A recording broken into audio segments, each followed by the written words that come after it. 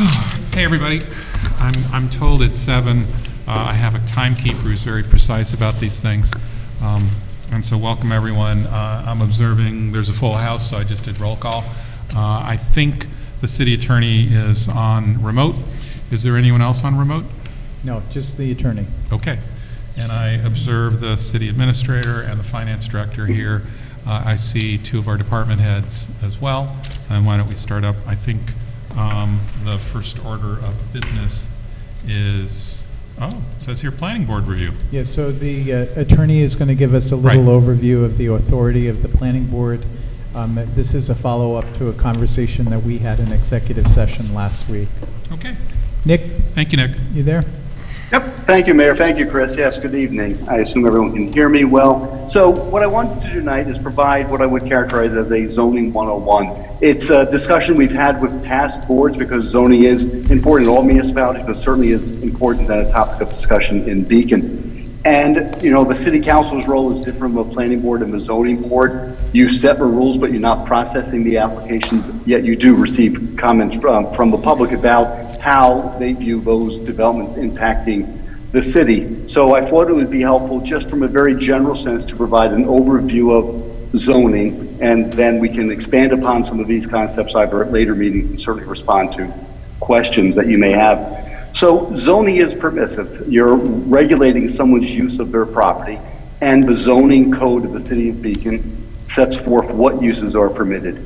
And there's a process that goes into place for the building department, for the planning board, the zoning board, our office, and the planning consultant and the engineer. So many times there are projects that do not reach the planning board because they've been vetted through the process. The property owners or the potential purchaser or the potential tenant or applicant, before they buy a property or lease a property, do their due diligence and find out if a use is permitted. Or someone comes in with a proposal that they think is appropriate, and they'll meet with the building department, and our office will get calls, or John Clark, the planner, will get calls from the building department asking, how does this code section apply to this particular proposed use of the property? And we'll have discussion, and they'll be told that it's not a permitted use or permitted density or whatever the case may be, and those applications don't come through. So generally what comes through to the boards are applications that the applicant believes meets the city's zoning ordinance and would be reviewable by the planning board or the zoning board as the case may be.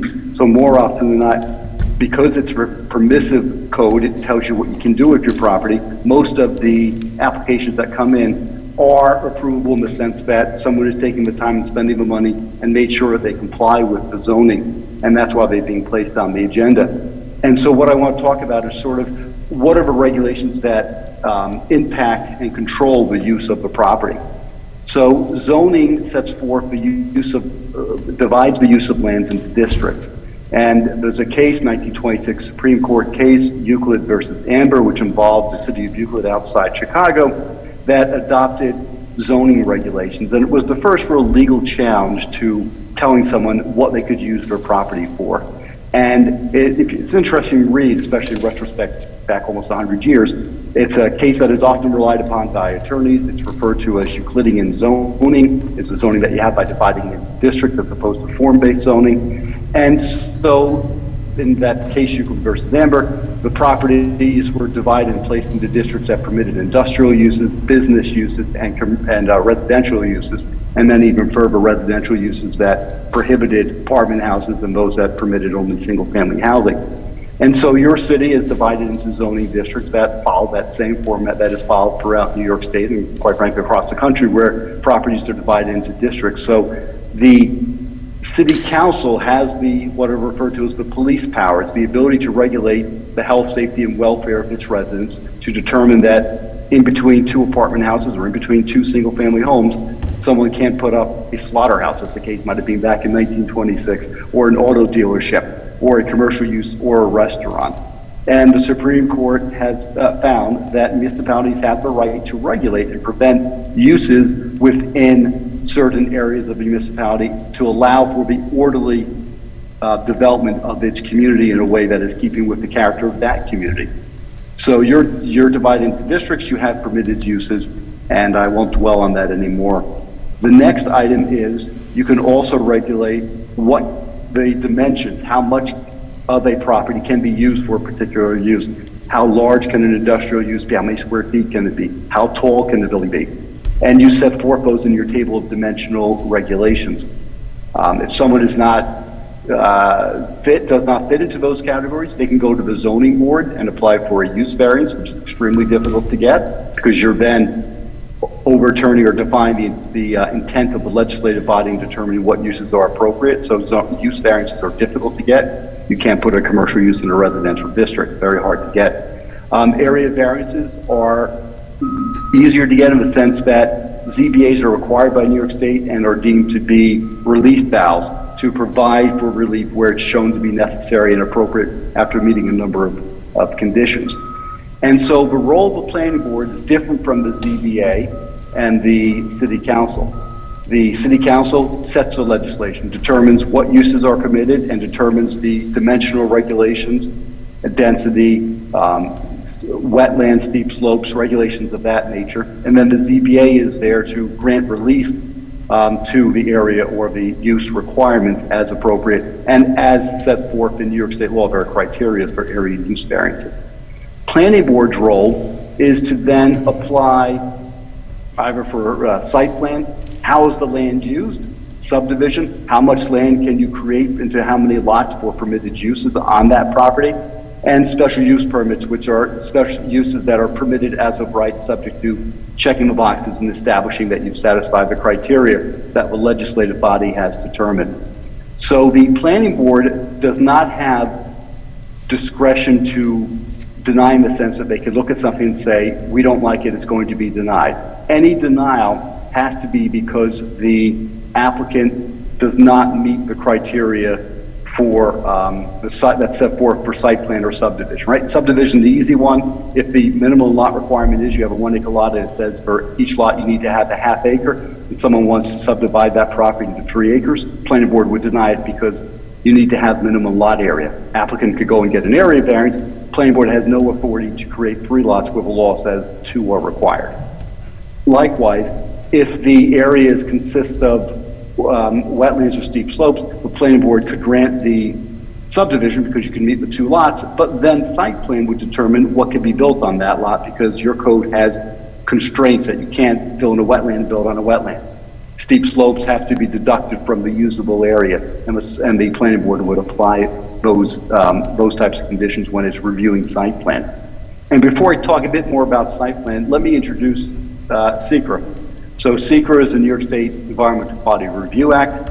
I think there's only 3 states, Connecticut, New York, and California, that have such a law in the country. It requires, modeled after the federal law, NEPA, the National Environmental Protection Act, that whenever there's an action, a land use application, you need to look at the potential environmental impacts. And if those impacts can't be mitigated, then the project wouldn't proceed.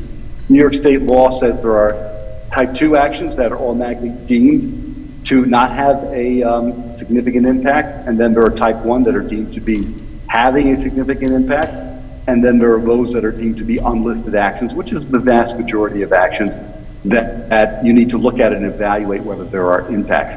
Planning board is what's considered a lead agency and has to look at those impacts if it's a Type 1 or an unlisted action, and would have to establish, has the applicant shown that the potential significant adverse environmental impacts have been mitigated to the practical extent possible. So what does that mean in terms of your average site plan application? Typically, you're looking at environmental impacts. Are there wetlands on the property? Can they be mitigated? Are there traffic impacts? How many cars are being added? Is there enough parking? Will it impact on-street parking? Noise, you're looking at noise impacts potentially from certain properties and property uses. Likewise, when you look at the site plan characteristics, you're making sure that the house or the new apartment building or the new commercial building is meeting the zoning setbacks. Is it providing for safe and circulation of vehicles on the property? Is there enough access for emergency vehicles on the property? Is there landscaping appropriately placed so that it would buffer properties and impact potential impacts, noise, light, things of that nature? If someone is proposing a patio or a wall or a retaining wall, is that of sufficient size? Does that comply with the New York State Building Code? So the planning board has to go through those measures and look at the site plan and see if the projects check the boxes and meet those requirements. More often than not, because they've reached the stage and having gone through the time and the expense and working with the applicant's professionals, they will satisfy those criteria because they don't want to spend the money to get if a project is not approvable in the sense that it meets the code.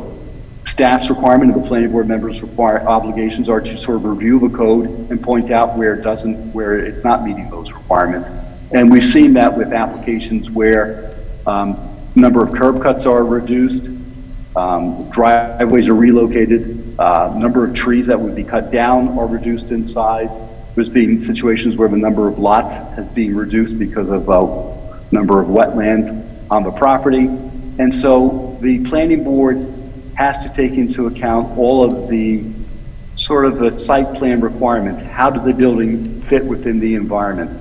And these are required public hearings. Residents will offer comments, and the planning board has to listen to those comments and make sure that those comments are addressed to the board's satisfaction. And typically that's done by asking the applicant to respond to those questions or asking staff to examine the issues that are being raised and confirm is the code satisfied or met. The planning board can deny a site plan application, for example, if they find that there are traffic impacts under secret that could not be mitigated, or if they find that there are wetlands and putting the house there's not enough room on the lot to meet that size of house, and the applicant won't reduce the size to the minimal the level that would be, square footage that would fit within that lot. But more often than not, the planning board is going to end up being required to approve a project because the zoning code says they can put that use in that district. They meet the lot requirements, so their minimum amount of land is provided that meets the dimensional requirements, and that they have provided appropriate design, the site plan design, to show landscaping, to show drainage, to show that there's no net impacts that are going to impact off-site properties. And so many times you'll see that the city's engineer will review larger projects require stormwater pollution prevention plan. They'll look at the grading of a property to make sure that the stormwater that flows from the gutters or from the tarmac or from just hitting the surface of the grass areas are staying on property or otherwise being funneled into dry wells or into catch basins on property or off property that tie into the city's stormwater collection system. And so that is, and I can expand upon some of these if necessary at this meeting or others, we can go through specific sections of the code, but that's a broad overview of the different zoning powers of the three bodies, the city council and the two land use boards, the ZBA and the planning board, and also the powers and limitations on specifically the planning board in reviewing plans. And Mayor, I'm happy to answer any questions or further expand on any of those concepts if you or the council or Chris have any questions.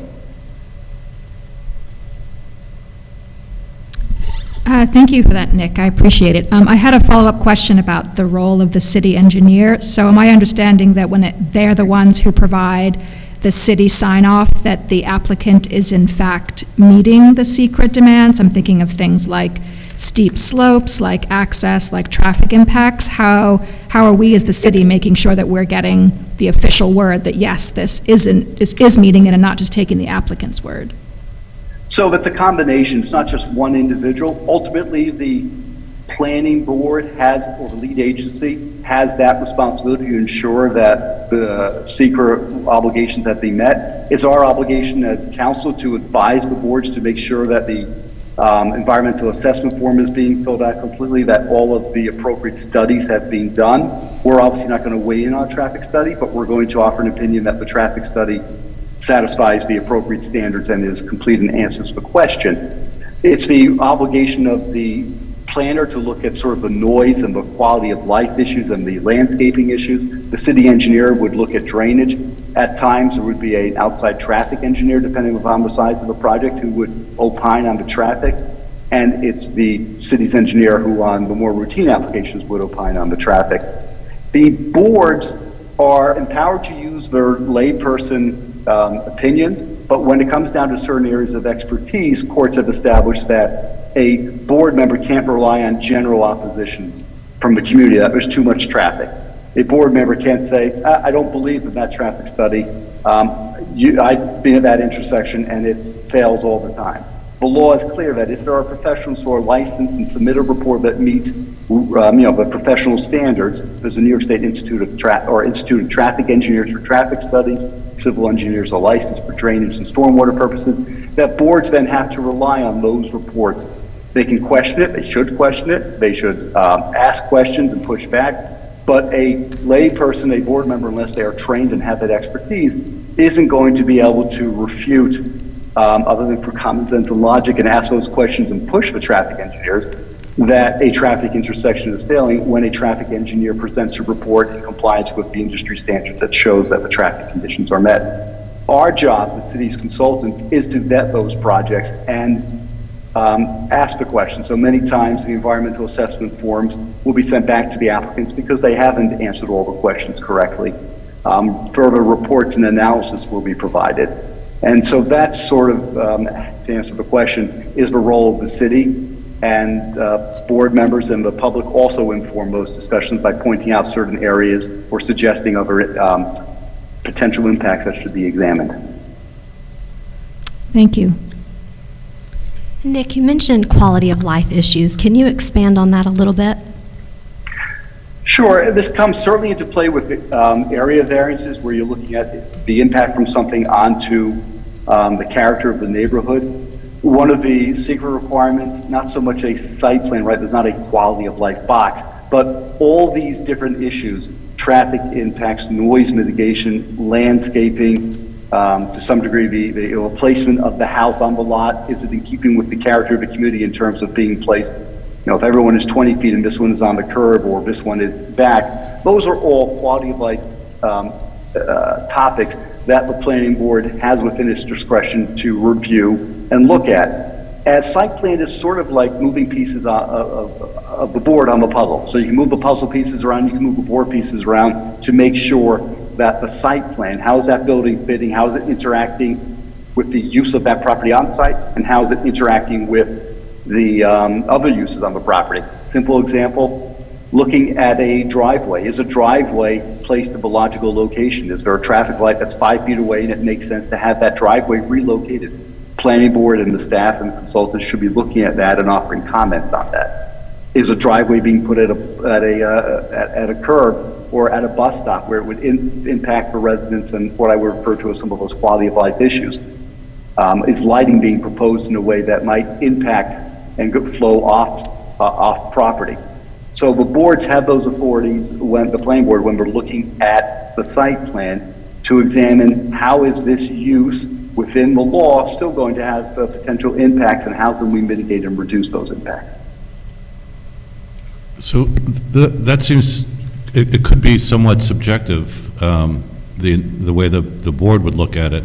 And so I'm wondering what level of discretion the board has in determining what a quality of life issue is. And is it all based on studies by the traffic, by a traffic study, or it seems a little vague? Well, it's controlled by zoning in the first place, right? So the city council has determined what uses go on the property. So if someone objects and says, I don't want an apartment building, that's going to impact quality of life, planning board can say no. City council has determined that is a permitted use. If someone were to object to a 1 acre lot being divided into 2 half-acre lots because my community has had the benefit of seeing that large lot undeveloped, and this will have an impact because now the trees are moved and it's going to change the character of the community, you can't deny, the planning board has no authority to deny it because the city council has made that legislative determination that in this particular district, half-acre lots are the appropriate size lots in keeping with the character of the community. Some of it is subjective, right? Because you can't create a checklist but they're all within the secret categories at the end of it. That's why secret is a great tool for both public and the applicant. It gives you an index, a table of contents of things to look at. So light is a good example. If you're looking at lighting, there are industry standards that's set for lighting. You have a lighting code about whether light can flow off property. There's measurements, how many foot candles, if you're using old candles, the heat luminaires of the existing LED lights. And so there are standards that would be relied upon by experts, similar to traffic studies. And your code speaks to that as well in terms of lighting standards. And I believe seeker, it's dealing with things, sort of long-term impacts and effects on the community, not during construction, like say noise. Well, SECR will look at construction, require that, are there ways to mitigate the potential impact, but a lot of the construction that occurs in the city, unless it's from a bigger project where you're staging materials and you're already controlled. The city has a noise ordinance. The city can regulate the hours of construction. And people have the right to construct and use their property. So when we're looking at the SECR regulate construction, it would be talking about the larger project in terms of how many trucks are coming in to bring in fill material, how many trucks are coming in to remove debris from a building that's being demolished, and are there ways to mitigate that, to stage it. We had one project that was different community, obviously, where it was a large project and they were required to bring in material along the Hudson River because they were right on the waterfront, which was a way to mitigate the impacts as opposed to, thousands of trucks coming in through local streets. So the planning board does have some power to control the impacts of during construction, whether it's vehicles Some or power, sound. yes. Mm-hmm. Just one more question, and this might be out of left field, but you say the ZBA is a relief valve, and primarily it's a relief valve for the property owner. Could the ZBA also be used as a relief valve for concerned citizens? Could they appeal the zoning? They cannot. So the intent, I'm not sure what a resident would do. I think I understand the question. But zoning is for the property owner to make an application that, for example, I'm required to have a 15-foot setback, but I can't meet that because my house is already built. I want to put an addition on it, or there are steep slopes in this area, so I can't be set back that far from the property line. I need to be closer. For a resident can't appeal to the ZBA and say, I want zoning to be more stringent. One can only seek to have the ZBA grant relief and make it less stringent, and grant an exception, a variance from the law. Got it, thanks. Mm-hmm.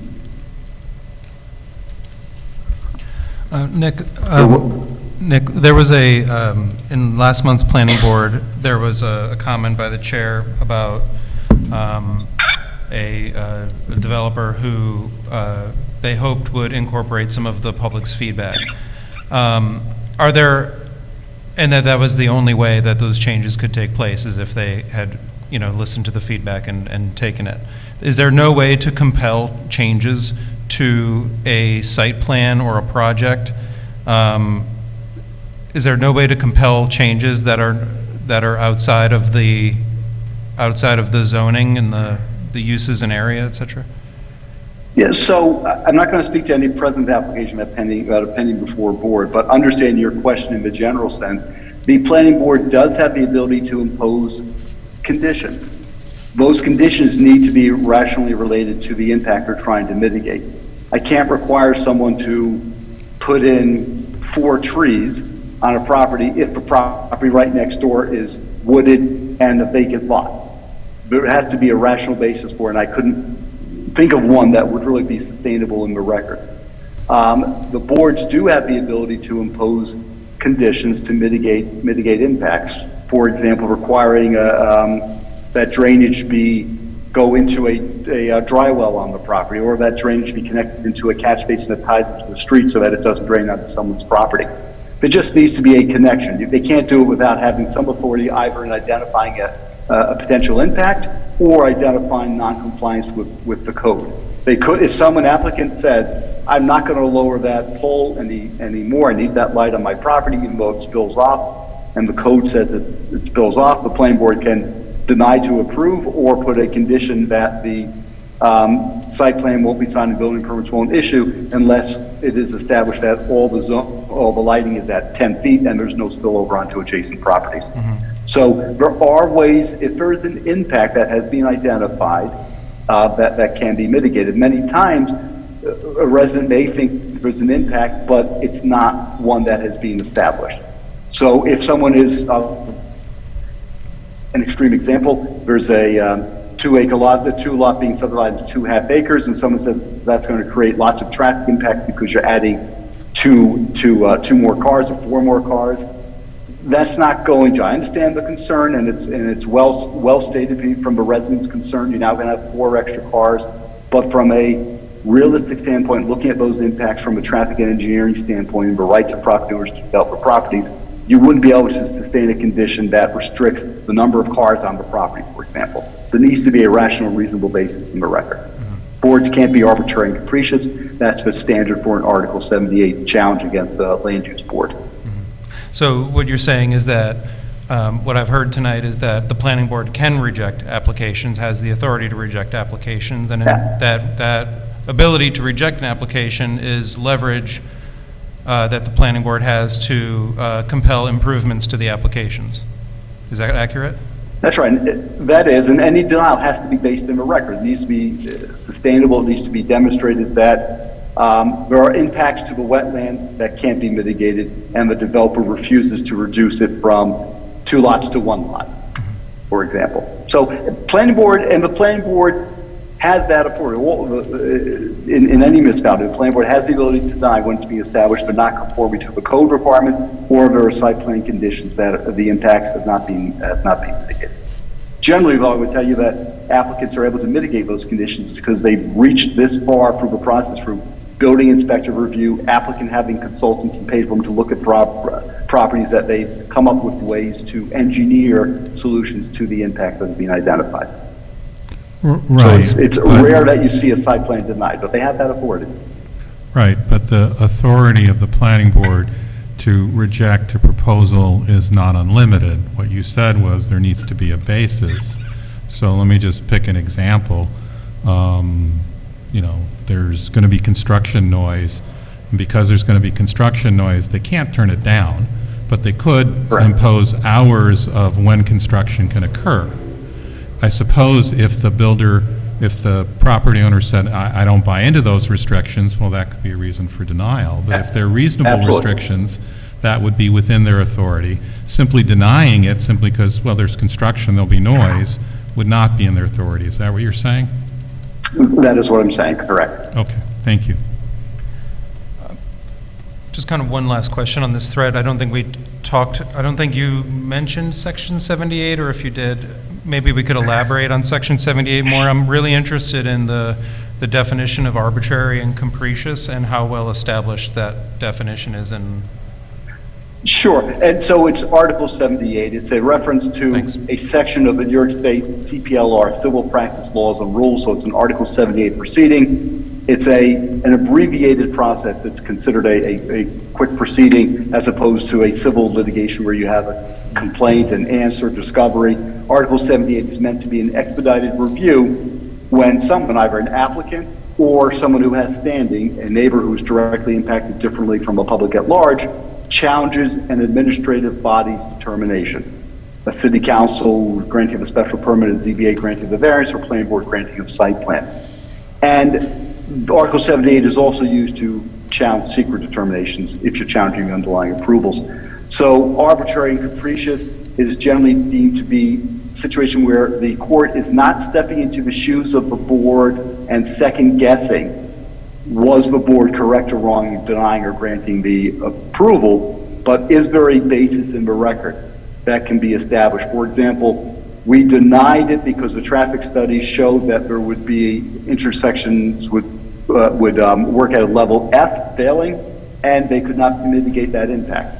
If that's supported by a traffic report and the applicant's expert doesn't refute that, the court will defer to the board, saying that you relied on your expert, the other traffic expert is forgot the battle of the expert, but the court would likely find that that would be sustained, as opposed to, for example, a board ignoring its traffic expert and saying, even though they said the traffic could be mitigated, and a level of service F would be reduced to a level of service D, and still deny the project, that would be reversed, because again, there's no basis in the record. And I can send the council some, boilerplate language from case law that sort of gives you some more, so you can see it in writing in front of you. I'd be happy to do that. Thank you.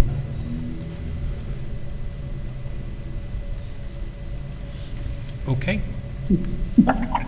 We all good? Good. If you have any questions, please follow up with me, and there's not going to be a test. Oh, I have one other, I didn't realize we were done. I was just taking a break from my questions to give other people a chance, but. So the impacts, the secret impacts, I think you said, are determined by studies that are conducted and paid for by the developer. Is that correct? And then vetted by the city? That is correct, yes. Okay, and that's not a conflict of interest to, if you shell out $15,000 for a study, I'm probably not going to hire somebody for that, for big money to come up with a determination that my multi-million-dollar project can't go forward, right? Yeah, I understand the concern. They're done by licensed professionals, so they are putting their licenses on the job. They're also being reviewed by the city's consultants who are vetting them. Reports do get rejected and comments made. It's not as though it's rubber stamped. These are professionals, and the public has the opportunity to comment on it. So I think that's a common reaction, that they're a hired gun and they're going to come up with the right answers. But again, they've reached this far in the process because someone has done that homework before, and to make sure it's an approvable project before they get there. And there are times where you'll see that there is information where the consultants for the town, for the city, and the applicants do differ, and there are differing opinions, and those differences get worked out or resolved with changes to the plans. Mm-hmm. It is the process we have, and I have not seen examples where an engineer or licensed professional is putting their license on the line to come up with an answer that pleases their client. Mm-hmm. Yeah, I mean, I think there's a lot of gray area. I don't think it's always, objective measures and objective studies. I mean, I can give an example without giving any details where there's a well-known wetland and stream that had been filled in over the last few decades with like 100 to 200 yards of contractor debris. And the neighbors complained and said that, we're going to be building on a wetland, we should be preserving the wetland, we should be restoring the wetland. And so the planning board said, okay, the builder has to do a wetland study. The builder hired somebody that wasn't even from New York State. They hired someone from Connecticut and brought them in to do a study. And the finding was that, there's no wetland here, there's nothing but contractor debris. So, I mean, it's not always very cut and dry, and there is wiggle room, I think. And but even in that example, Dan, and I appreciate the point you're making, and right, sure, there can be differences of opinions and people can try to blur the lines, and then it's the other consultant's job to bring that back in the board and the public. And we certainly have seen an engaged public and board in Beacon, asking the right questions and pushing back. In the example you give, though, a filled-in wetland would never meet the definition of a wetland, unfortunately, right? Because it doesn't exist. And there are state criteria that said you need to be wet, you need to have the right soils, you need to have the right vegetation, and so a filled-in wetland wouldn't meet that requirement. So it would be difficult, but in that case. All right. Thank you. Any last questions? I have a random, very specific question, which is on the definition of frontage. Does that simply mean that the house has to be facing the street, or is there a certain definition of access to the house from the street? No, frontage would mean the amount of land that so frontage is a particular district will set forth the dimensional requirements. It needs to be X feet long, X feet wide, and it needs to have X feet of frontage on a public street. And so the house does not need to have facing, but I'm going to double check the code because each municipality has different codes. So I'll get back to you if my answer is different, but I believe it's correct in that your code addresses not the orientation of the house, but rather that the lot itself has frontage on a street, so that you can't have a lot that has no public access and no public facing, no street facing lot. But I'll send you the definition of frontage to confirm that answer is correct. It really is pertaining just to the lot having access on the street, not the building orientation. Yeah, that's my recollection of the beacon definition, but I appreciate you checking, Nick. Okay. Okay. I have All right. one other question about cumulative impacts. I'm wondering if there are multiple projects being considered or projects that take several years to build, and I would appreciate from an individual builder, it might not be seen, they might not see it as fair to make them responsible for doing a study for all of the impacts in their area. So what is, in that case, is the city then on the hook for doing a study, and do they do that, or what triggers looking at cumulative impacts beyond just one individual project? It's going to be in next semester's course. No, but in all seriousness, so Secret does talk about cumulative impacts. It's difficult because New York State, unlike California, right? California will allow you to assess impacts on a developer for those cumulative impacts. New York State does not. In fact, New York State only allows you to have impact fees really in one specific area, which is recreational fees. Recreational fees is a type of an impact fee where there are cumulative impacts to your recreation and park offerings, and that's why you have a per lot fee when there's a site plan or a subdivision of new lots created. So I'll have to give it some more thought to give you the best answer, but if there are cumulative impacts, it can't be forced upon the last one into the neighborhood. That would be arbitrary and capricious and sort of not discrimination, but it would be discriminative impact, where you're treating one person differently than the other just because they happen to be the last one in. So if a new project requires a road to be built, that can be passed on to the developer. They have to then improve the road and create it to have their property. But if it requires an extra police officer, that's paid through the general budget and has to be absorbed by the city. It cannot be passed on to that individual property owner. But I'll get you a better answer to that. Thank you. Okay.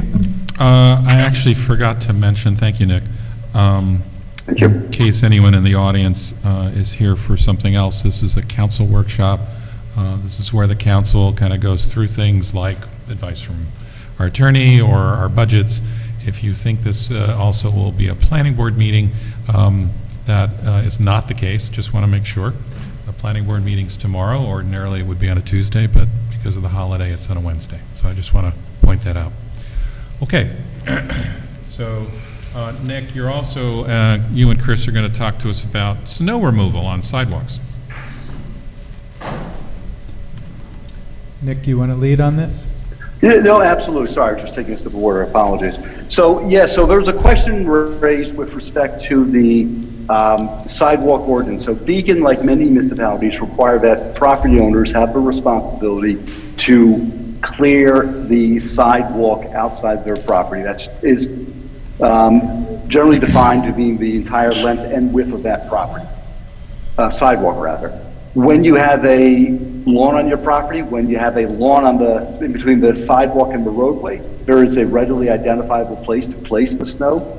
The question that was raised, I believe, by Councilmember Mansfield was the example of the property owner on Main Street who does not have that ability to place snow. They don't have a grassed area, they don't have an area they could pile it up readily available to them. And how does that get resolved? I thought it was a very good and fair question, understood, because we don't want to put it into the streets.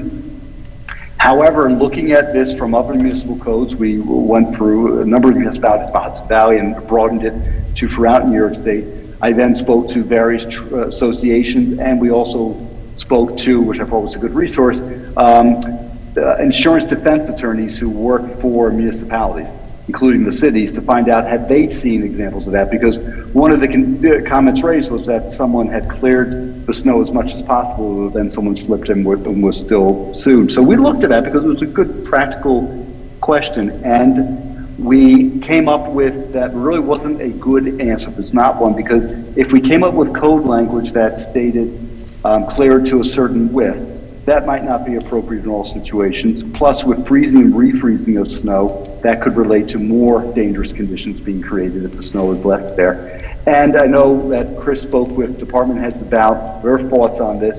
And at the end of the day, I'm still going to continue to look at this, but I do not recommend any changes to the code because there would be varying, I couldn't come up with the right language. It would create, in my view, worse conditions. And I think the issue complained of is not widespread, and I think to the extent one clears it to the greatest extent possible, that is probably going to be sustainable, but needs to be examined. So we'll continue to look at it, but from my initial discussions and review, there is not a ready answer to the question that was posed, other than that your existing code meets your needs, is a clearer standard, it's an enforceable standard, it's consistent with other municipalities, and potential solutions that we could come up with would, I think, be more harmful. Chris, anything else to add? Yeah, I would just talk about how this is implemented in the city. So there is a requirement to clear all of your sidewalk, even if it's 8 or 10 feet wide on Main Street. In terms of there's a rule of kind of common sense or practical enforcement in that if you've cleared it enough that two people can get through it, people in a wheelchair can get through safely, it's not iced, it doesn't present a danger to most pedestrians who would go through, we don't cite those. And we're fully aware that oftentimes, because of the narrow width of our Main Street, we don't have the luxury that some of the wider main streets have, where they can leave a pile of snow and not disrupt parking and not disrupt street life. We essentially plow and leave a windrow of snow on the edge of the parking lot, on the edge of the sidewalks. We don't cite people for that, and when they get too high, we do send our crews in overnight, on overtime, to clear it if it is becoming a safety hazard. Generally, though, when we cite people, it's because they haven't cleared anything, or they've cleared a very narrow path, or there's ice or other trip hazards.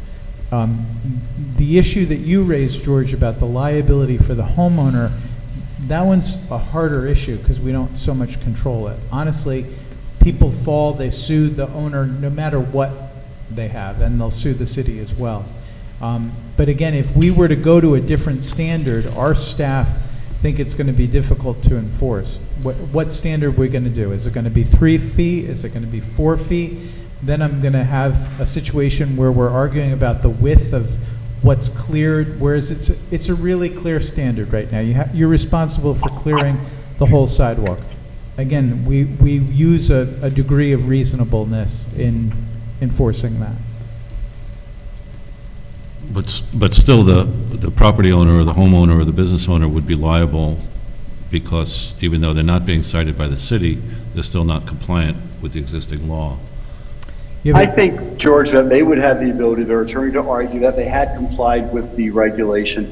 And when faced with placing the snow in the street and creating hazard and being cited for that versus clearing a path that was of reasonable width and appropriate to meet the spirit and intent of the law, that a court would factor that in. Each case is individual, so I'm not going to offer a legal opinion to a third party. But if people have those concerns, they should discuss it with their insurance broker and their attorney. And I think those are mitigating factors that would weigh in their defense. There's a rule of reasonableness. And then, that needs to be applied. the other thing to just think about is sometimes you can make a problem worse when you're trying to solve a problem. Yeah, And I that's the understand. last thing we want to do here. So if we go with some other standard, it's going to make enforcement even more difficult. And the bottom line is, I don't think you're going to get as much compliance, and those walkways aren't going to be done as well as they are now. Because there's going to be, well, I did 3 feet, this is 2.5, I thought it was, and again, we use a lot of common sense when we cite people. In fact, we clear some of the sidewalks on Main Street, and we try to do the maximum width that we can without throwing it back in the street. Again, you push it over towards the street, but like in front of the DMV, we're responsible for clearing that. In front of the Memorial Building, in front of any of our public parking lots. So we also are captured in this as well. Right. Well, I do appreciate all the effort that went into it. It seemed like a simple request, but I can understand the complications associated And with it. we didn't find a standard that we could use that would actually mitigate this without causing unintended consequences. Mhm. So I guess, really, we depend on reasonableness in interpreting the law when either someone gets sued or when we decide to cite people or not. So there is a level of reasonableness, which you hope all law is based on. Yeah, and again, if we have circumstances where you have, large storms on back to back, and it requires the clearing of Main Street, we'll make that call at that time, and we'll do our best to take the snow out of the Main Street corridor. And we have done that in the past. Okay. Thanks, Chris. Thanks. Anything else on this one? I'm wondering if it would be helpful for the public to know which streets the city does clear and are our responsibility, or if that is... You're just wondering that, or do you want the answer to that? I would like the answer to that. I think I know the answer, but I think the public also wants the answer. Okay. Nikki, do you know that offhand, or we want some time? All right. Well, So continued. We will in get back to general, there isn't any street that is strictly ours. I'm sorry, not streets, sidewalks we specifically. do the arterial. Yeah, let me see if I can give you some of an answer, which is, in terms of sidewalks, we don't, it's the property owner who's fundamentally responsible. There's no street where we clear all the sidewalks, at least as I understand it. There might be sections of it that we clear. That is correct. Typically, it is the homeowners or the residents or business owners' responsibility to clear the sidewalks in front of their buildings. If there's common areas or certain areas adjacent to city properties, we would do that, but we don't do whole streets. So I can give you some examples right outside on 9D. Academy Street no longer crosses 9D. It's sort of up on the hill a little bit and has a dead end, and sort of nobody owns in front of that little hill there. And so I believe you do that little section. Yes, we do along the wall there. Right? And there's other examples like that where you will do a sidewalk because it's sort of an orphan in a way, right? Correct. If it's kind of in no man's land where there's no definitive property line or who owns it, we would do it. You have a list of them in your code as well. You adopted a list at some point. Yes. Okay. So we'll put that together, put it on your list. Put it Thank on you. my honey-do list, okay? Honeydew. I guess one last question for me. Do we ever give people a chance to kind of remediate the situation, or is it always like a ticket on the first? Like when we find a sidewalk still covered with snow after 24 hours, do we just go right to ticket, or do we ever say, hey, can you shovel that in the next 4 hours and I'll be back around, or is it? I know that has happened in the past, Dan.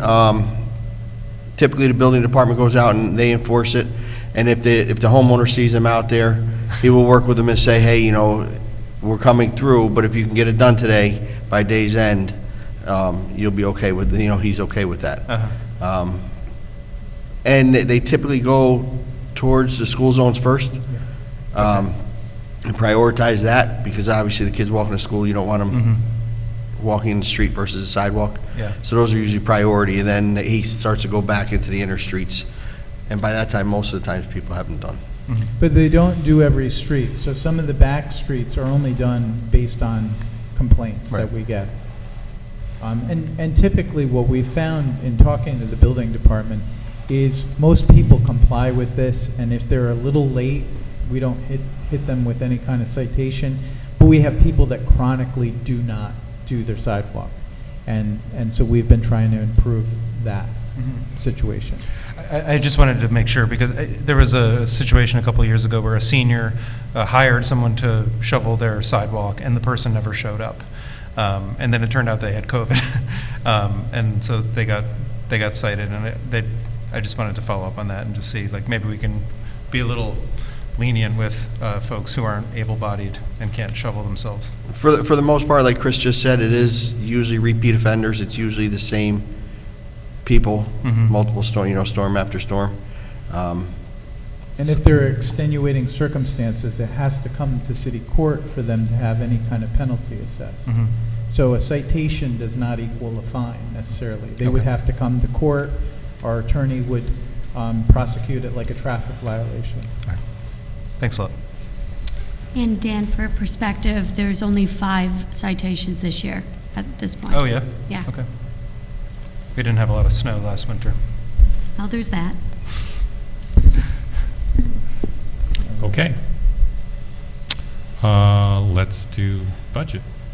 So it says the first item is the non-department line items, that's Sue. And then highway, that's Mickey, so you might as well just hang around, you'll be there soon. Can I just give a quick overview here, too? Of course. So for people that are just tuning in, we presented the mayor's budget on October 3rd per the requirement in the code. What we're going to do tonight, we have the Director of Finance, Susan Tucker, is going to walk through some of the overhead costs that aren't assigned to a specific department. Then we have 3 department heads coming in, Michael Manzi from our Highway Department, Ed Balicki from Water Department, and Dave Tavernier from the Wastewater Treatment Plant. They've given you presentations that are both in the packet online, and you have them in front of you. Instead of walking through the packet, they're just going to give a quick summary of that, and then we can walk through any budget items that you want to talk about. And I'll give you the page numbers as we get to that. But we're not going to put the presentation up and read through it. We're just going to do an overview. And with that, Susan Tucker is going to introduce it with the overhead costs. So usually what I'm presenting are the non-departmental costs. So these are items that just don't fall into one budget. They're across the lines, or they're across all the funds. The first one that I have here is electricity, that there's multiple lines in various departments in the general, the water, and the sewer fund. I didn't include a packet for this because I was just going to talk about it. As you can see, there's, in your own Central Hudson bills and everything, the billings have gone haywire this year. They changed over their accounting system, their billing codes, so we have about 50 accounts, and we're still trying to figure it all out because they're duplicate billing for the same period, the kilowatts don't make sense, so we weren't getting our credits, so we're still digging into that for 2022. So, but what we did do was lock into a supplier rate, which we've been doing the last couple of years. It works out. We locked in, and thankfully we did, because we locked in at 11.8 cents, and right now it's at 16.9, which is the standard rate, not even the peak rate. So what I did this year is our budget for electricity across all the funds was $405,000. I did a across the board 10% increase, which should help insulate us from any higher delivery costs. The supply cost is a little bit higher than we've seen in the past, but just to try to give us an across the board coverage. We also still have our solar farm, and we did the renewable energy credits too. They're included in with our fixed rate supply. And just if you don't know what that is, we basically, per the policy of the city council, cover any of the non-renewable energy that we use for the municipal electricity supply, and we cover it by purchasing renewable energy credits. So about 30% of our energy is covered by renewable energy credits, RECs, and the other 70% is produced by the Dennings Point solar installation. And Sue saved us a lot of money by locking in. She had to convince me to do that, and I'm really glad she convinced me. I just, I'm not good at gambling. Yeah, So. you nailed it. The second item I have is gas and diesel, and that is also across various departments. You also realize that we have had increased costs in those areas. So what I usually do is I've usually had a 3-year average of our actual usage of gas and diesel. I pushed it out to 5 years. I wanted to take a look at how much we've been using each year and how that some of those costs, or some of the usage has gone down as we've implemented some of our electric vehicles into our fleet. So the items in the left side of the page are, in the gray area, that's our average gallons per month. And then on the right side, in the orange area, is our annual cost, or what I'm anticipating the annual cost to be using the U.S. Energy Administration short-term outlook. So the average for 2023 for gas is going to be $3.61 next year, and diesel is $4.29. So I used the annual average that we actually use per department, times it by the estimated rate, and I come up with what our anticipated gas and diesel costs will be. Hi, I'm sorry to interrupt. I just wanted to check, is this available like on the city website for somebody who's watching now and sees that we're all looking at a page, but they can't see it on the screen? It isn't right now. Okay. Ben, can you work on putting that up as we're speaking, please? Yep, I can upload it. Thank you, Justice. That was the one thing that wasn't uploaded. So, and we'll get it later into the discussion, we'll talk about contingency, but we also put money into contingency for unanticipated costs. So if we do have a rise in above this amount, we can cover it with contingency. The next item I have. Susan, can I just ask a quick question? Actually, this might be a question for Chris. There's vehicles, city vehicles that people take home, right? Not all of them are left in a city garage? Yeah, there are a small number of vehicles that are taken home. Police detectives take vehicles home. Some of the department heads have the ability to take it home, but they don't always, because it just logistically is easy for them to take their own truck. But we do have a small amount that take it home, and on certain occasions we'll allow like a working supervisor to take a vehicle home, because it's actually faster. If there's like a water break, they can go to that immediately without going to the water plant to get a vehicle. Yeah.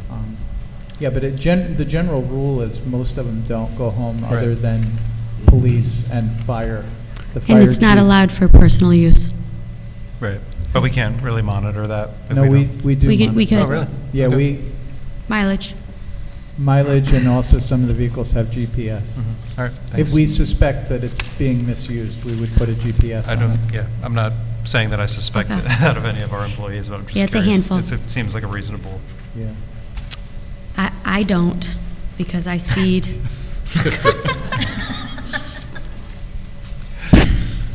The next item I have Catch her on the way out of here. I know, this is going to be a new revenue source. The next item I have is our law budget, which is, it's not a handout in here, but looking on page 6 in the actual budget. Or page 11 in the PDF that's online. No. Yeah, because the one on the agenda, it's page 11 of 57. Oh, I'm Yeah, sorry. of the PDF, Of the actual budget. of the PDF of the budget. Okay, great. Yes. So in your package, it's labeled number 6. If you're looking online, it's page 11 of 57. Okay, And okay. it's under 1420 law. Yeah. And the updated version is up for Sue's presentation online. Thank you.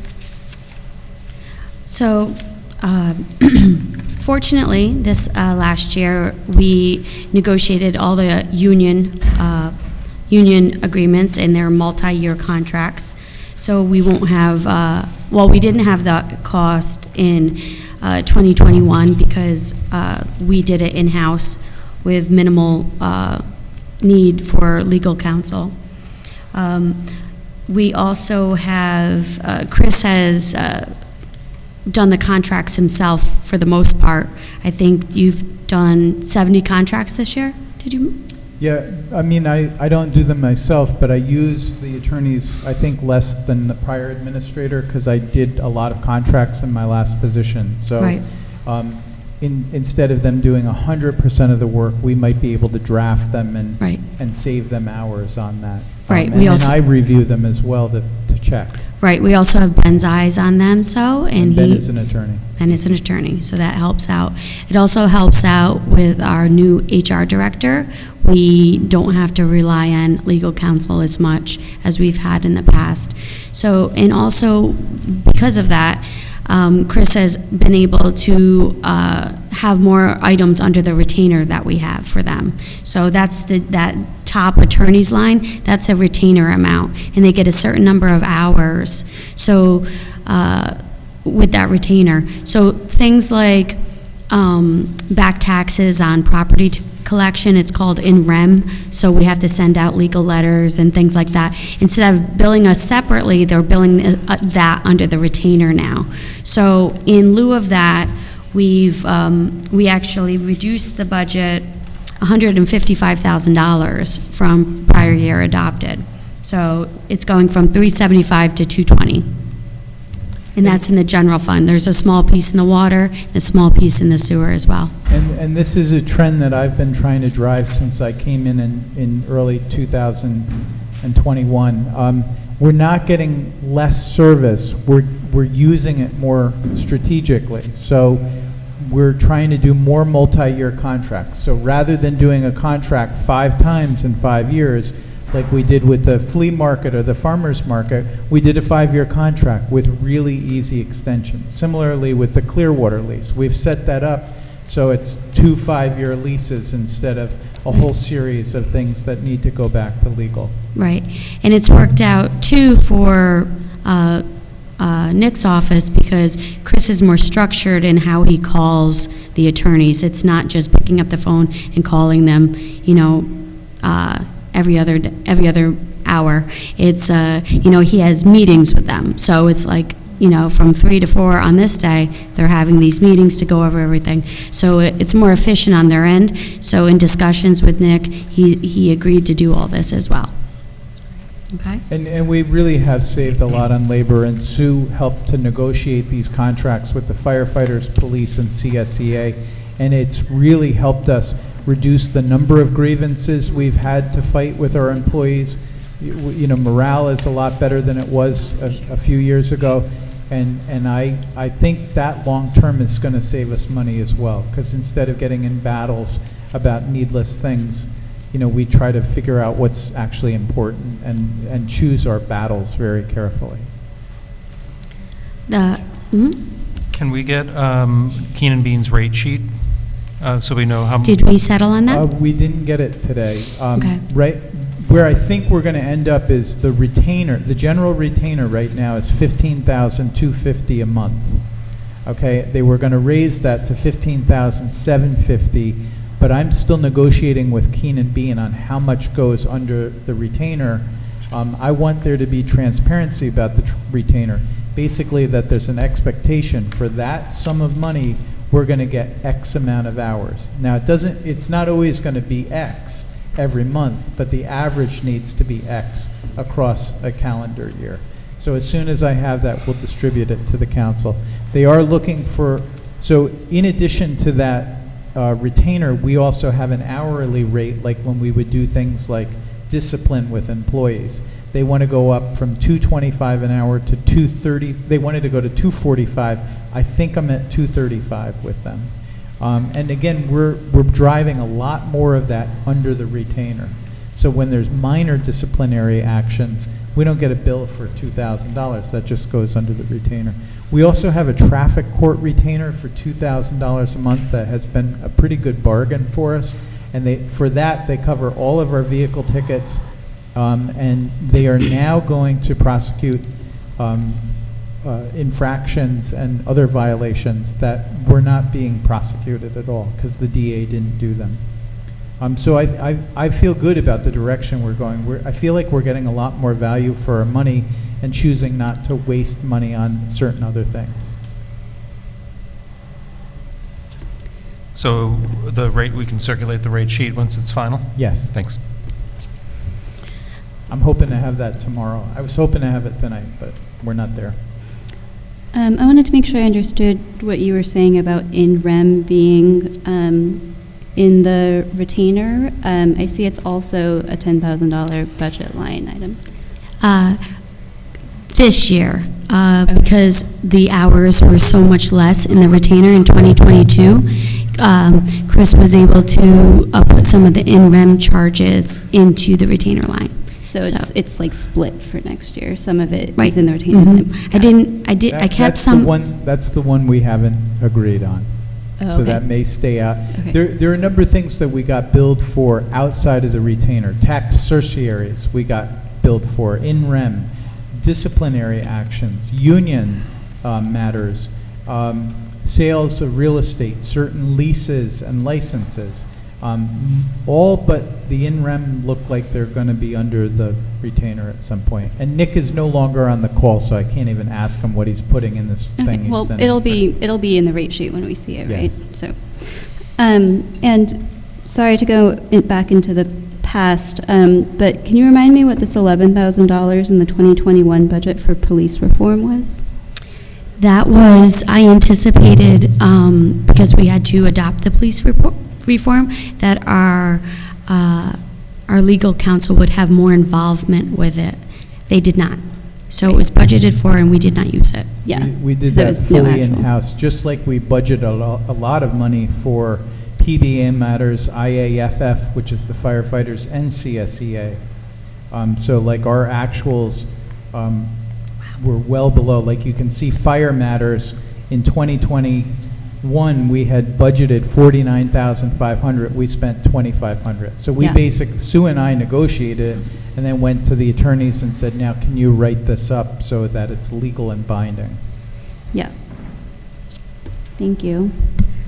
And then I noticed that the tenant advocacy services are not in the 2023 budget. Oh, that's a good question.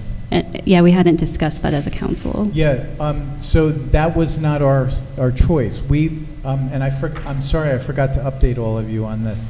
We received a notification from Legal Services of the Hudson Valley that they had received a major either federal or state grant, and they were basically going to do the program that they're doing in Beacon across the Hudson Valley.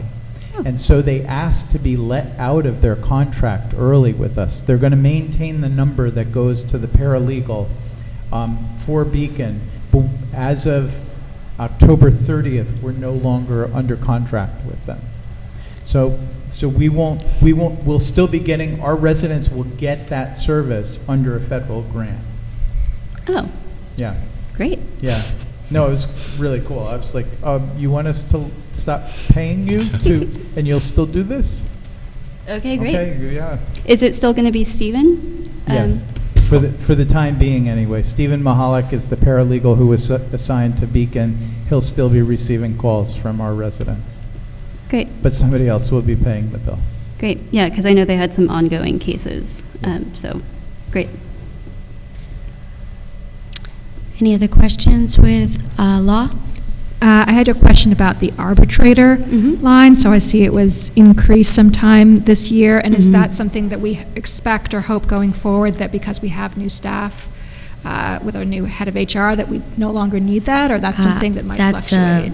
Oh, no, I anticipate we won't need that number. That was a specific case.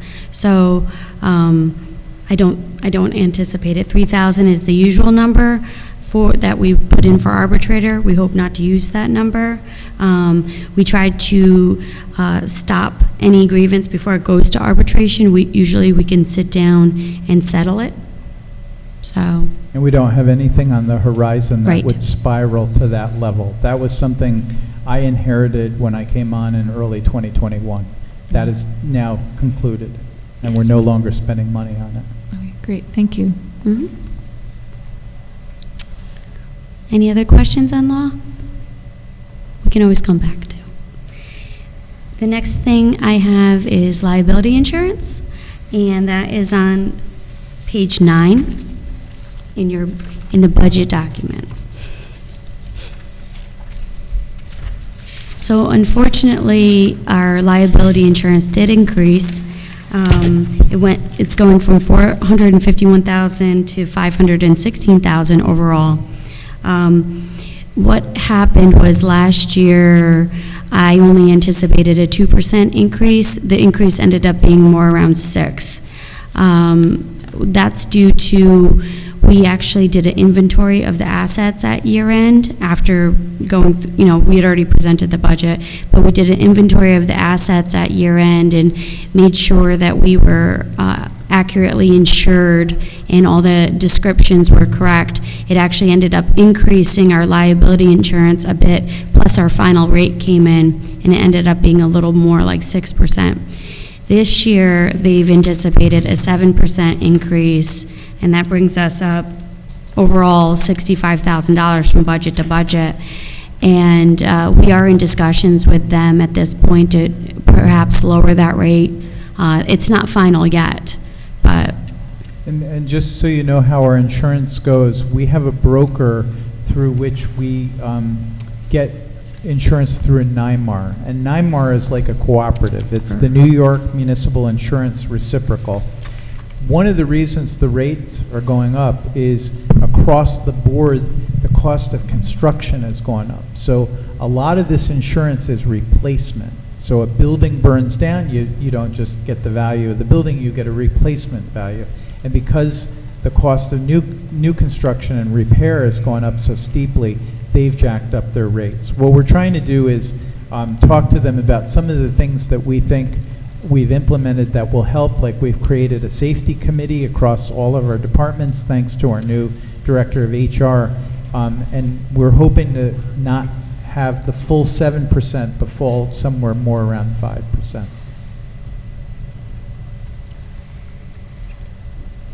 The next item I have is contingency, and that's on page 10.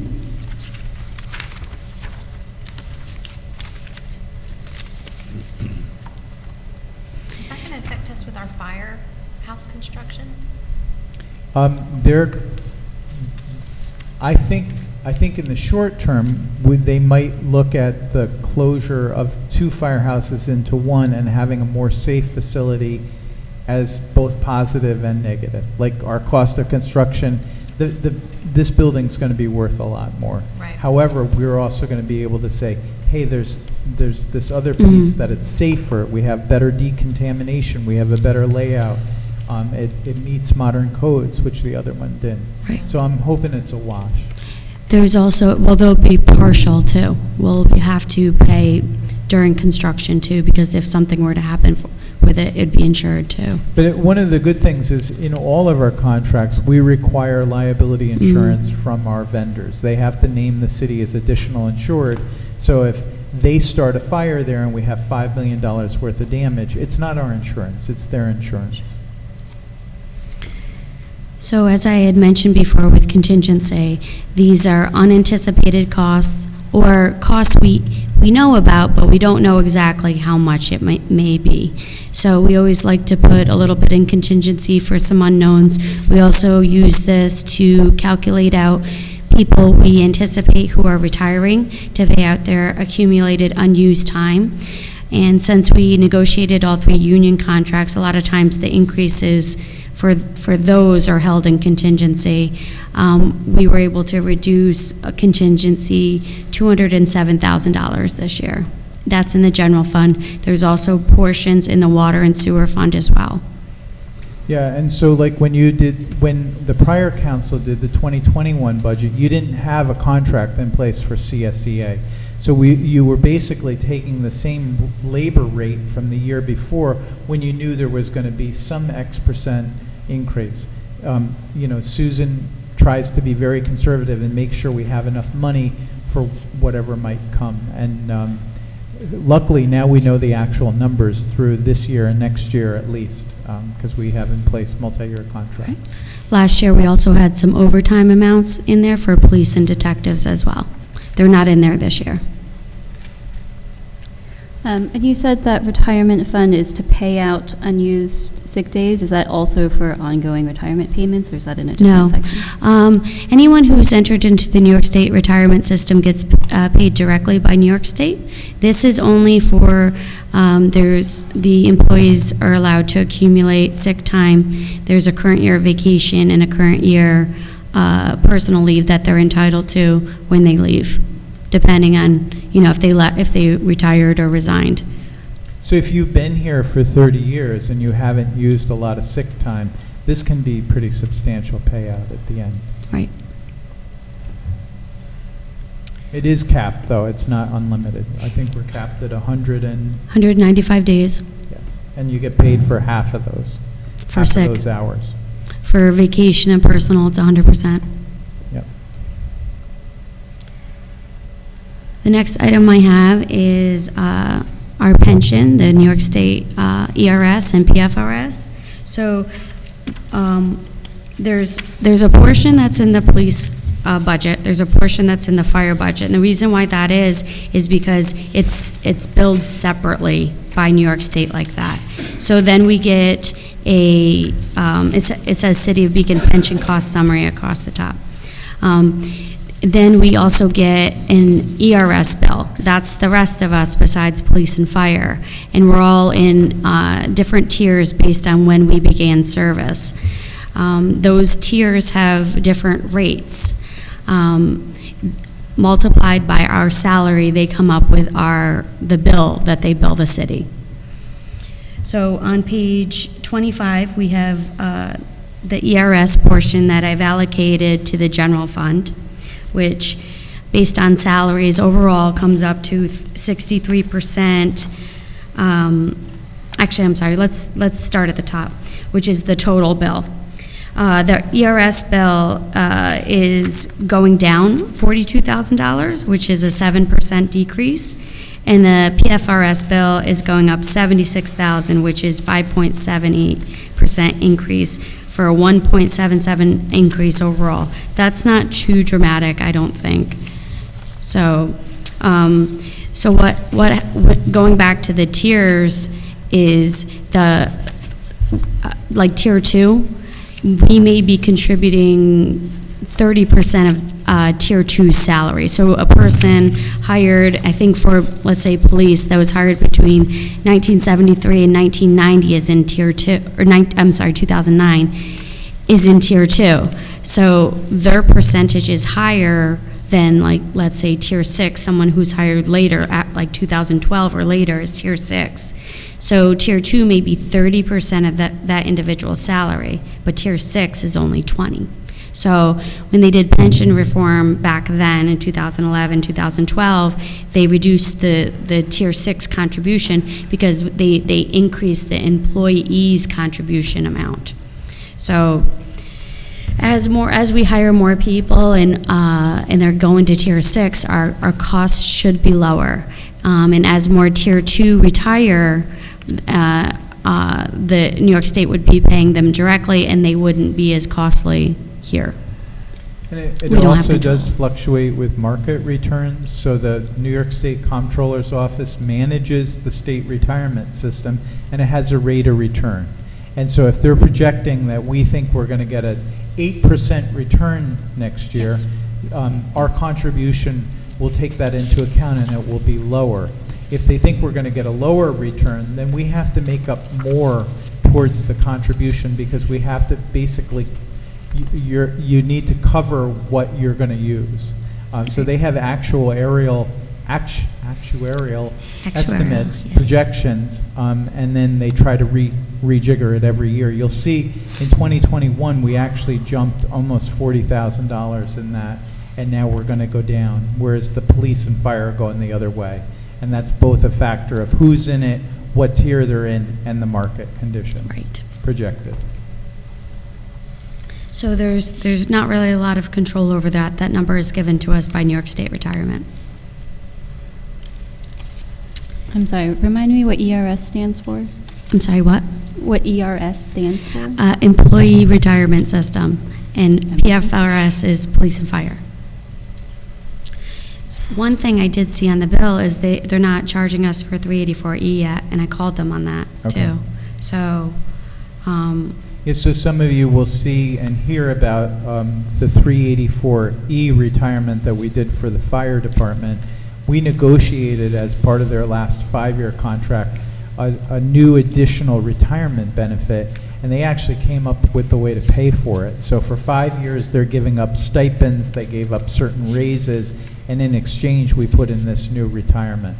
And we've already seen that we've had less employees leave, and we actually are using it as a recruiting tool now, because only one other fire department in the county has it.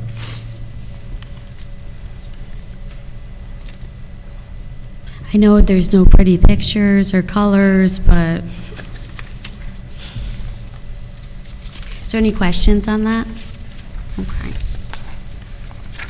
So the next thing I have is workers' comp insurance, which is on page 25 as well. So this is also broken up into each fund. It's allocated directly to each fund. And fortunately, we're in a shared service agreement with Dutchess County. We have been since 2013. And originally, when we went into the plan, we got a significant reduction. And so this year, we have a slight decrease in the overall. But, I mean, last year, we had a larger increase, but it's much better than if we went out to the market and tried to get workers' comp separately. So I still feel good that we're doing well with Dutchess County and the shared service we have with, it's probably about 20 other municipalities. Yeah, so, and they also break up the bill separately. They have fire differently for their own actuarial calculations. And so we've broken that down. The fire actually increased $23,000 this year, but the overall went down $218. So it is a slight increase this year. And this is used a lot. When we have an injury on the job, we don't pay that. If that person's unable to come to work, we don't pay them. They're paid under the workers' comp system. And as you can imagine, if you are using it a lot, then you end up paying higher rates overall. Right. So when they figure out like what their rates are a factor of how much we're paying in salary versus how much we're using their program. Right. Right. Any questions on workers' comp? Okay, very exciting. The next one is health insurance. It's also on page 25. And there is a handout for that. So this is one of our biggest costs. So overall, our gross health insurance costs, and that's on the piece of paper, I have it broken down between general, water, and sewer. But overall, the cost of our health insurance, and I factored in a 4% increase for NISHIP, which is one of our plans, and also Empire, comes out to over $4.4 million. So I break it down into general, water, and sewer based on where the employee works or where they did work. So we have Empire for some of our, some of our retirees are on Empire, some are on NISHIP. Only actives can enroll in Empire. We also do Medicare Part B reimbursements, and some people pay after a certain year of in all the contracts. Some people were free, and then they had to change to what is now 20% contributions. So we have and the contributions are in the revenue side of each fund as well. So you'll see that under it says retiree reimbursement. And then I have net costs of all retirees and actives. We're trying to mitigate the cost of our health insurance because it's just compounding each year, right? So we've actually set up a health insurance committee with the unions, because what happens right now is the health insurance, the name of the health insurance is written into the contract, so we can't even switch. So if they agree, and we agree, maybe we can change our health insurance that is comparable, but maybe less expensive and better benefits for everyone. So we've been discussing that with everyone at this time. Is that something that might take effect for 2023, or would it be in place? Yes. Okay. It would, hopefully, we could change this year. Okay. And is that something that you could change sooner with non-unionized departments, I guess? You would have to with non-union. We don't really get a choice. I'm non-union as well. So we're self-insured, meaning we basically pay out the claims. We put aside an amount of money. We get money from people's contributions and then things like drug price rebates. But then we pay out the claims, and they try to estimate what we're doing each year. We can't take parts of the city and put it in a different system. So again, we're already pretty small for a self-insured entity. We have 129 employees, union and non-union. Usually when you have a self-insured plan, it's a lot bigger than that. What we're looking to do is get acceptance from the 3 unions, and then we'd move everybody over, including non-union, because what we're looking to do is get a better price, get a better product, and then pass along the savings to the workers. Yeah, and we have a proposal that we're going to be putting forward to the unions that gives them less out-of-cost costs. That'll also translate to non-union, including city council and administrative staff. So that was the orange part, which was just the health insurance. Below that, the blue part is the dental, which we are also self-insured on. We're also looking at those plans. The actives pay a portion. It's not an actual percentage, and the retirees pay 100% of the health insurance, their health insurance costs. So net, it doesn't cost us that much money, the dental. And the last page is the vision breakdown. And this translates to each of the pages in the budget. I didn't want to get too deep into it because it's just numbers on a page, calculations. It's not very interesting. But I did want to tell you what we were doing as an overall to try to mitigate costs. Is there any questions on that? Do you need a photo to go with serial bonds? It's so interesting. I have a photo. No. No, I do. I thought you could use this right now, Susan. This has been very dry. Okay, thank you. Apparently I'm not fun enough. Okay, then moving on. That's what serial bonds look like. Yes. In fact, there's 3 of them. Thanks. And they roam around on the weekend. I ran into one at the supermarket yesterday. Excellent. We want to know who they are. All right. So during your orientation, we talked a lot about debt. We also talked about it during our capital planning process, because that's when the authorizations happen for debt. So what you see here is the actual debt schedule that I do each year of when my payments are due and who they're due to and what fund they're charged to.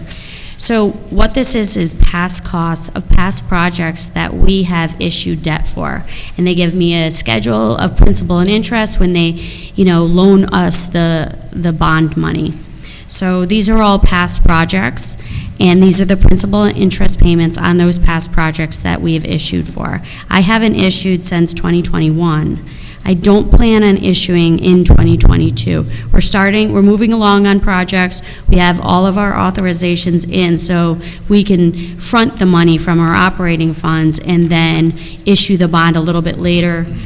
I mean, I'm just hoping interest rates come down, but it's not likely. We still have to keep moving on our infrastructure projects, though, and fund as much as we can with fund balance.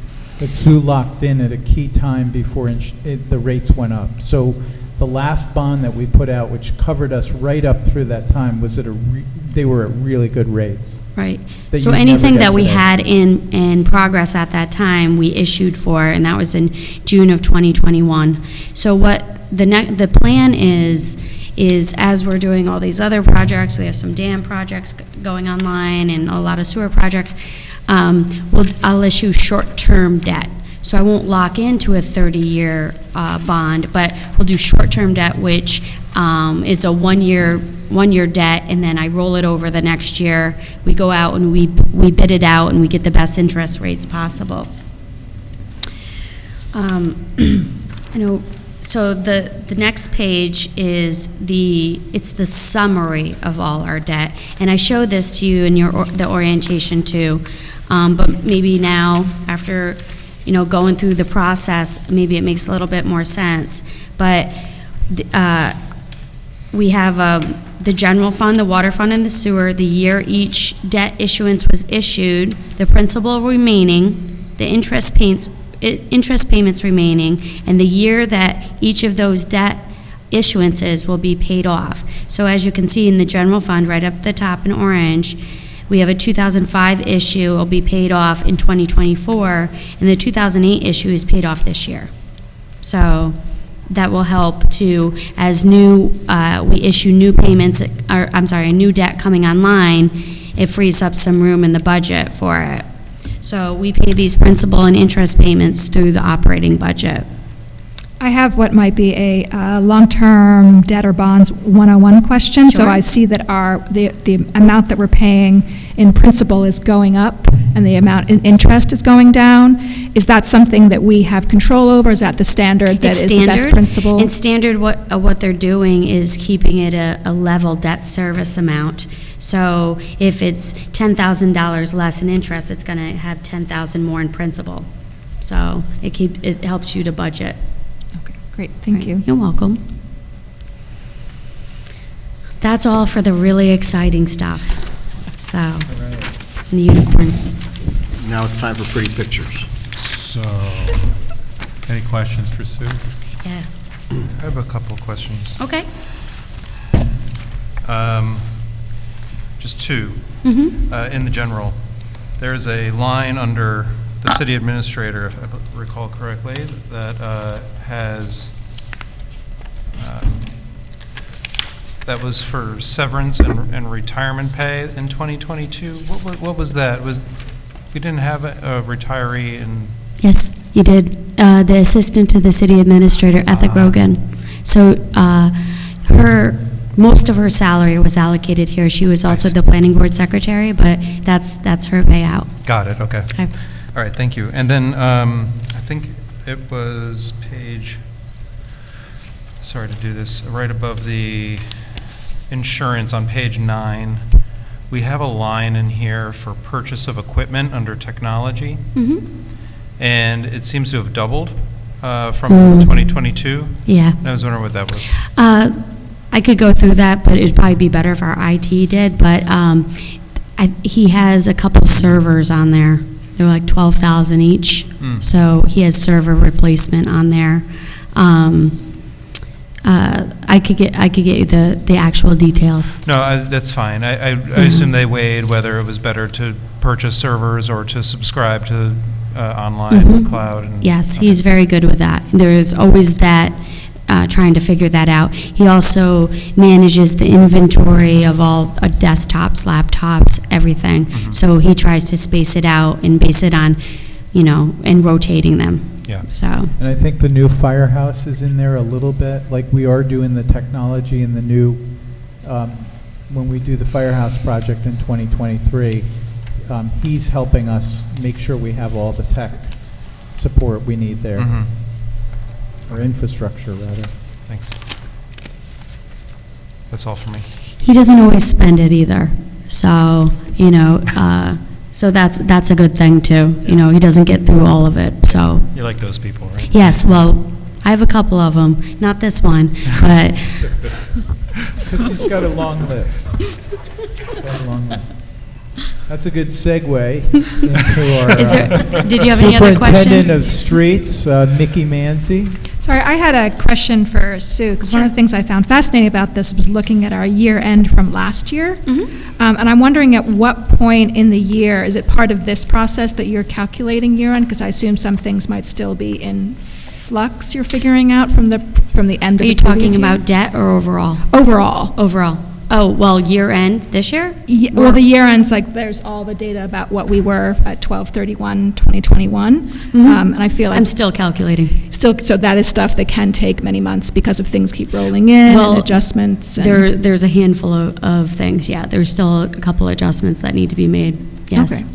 Yeah, I just find it... It's close. Yes, It's just not perfect. Yeah. I find it interesting to look back and do that, and sometimes if we're right now in the process of looking forward, and so I'm just wondering about the best time to also look back and see what we It's have close done. enough to analyze. It's just, there's a couple of accruals that need to be made and reversals, and Right. it's just minor accounting things. Yeah. But it's good enough to say this is about where we ended. The expenses are almost always perfect. It's usually the revenues. I have to do some accruals of things I have to book as receivables and stuff like that. But you can look at the expenses, and it's pretty accurate picture. Great, thank you. All right. No, really, it's your turn. Perfect.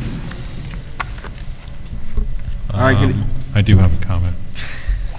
So I appreciate it, Sue. The one number I always look at, and I'm just going to put an eye on, is the debt service, right? Okay. About $5 million across all our three funds, 2.9. Yes. Right? But 5 million. 4.9. Yeah, 4.9 across all three.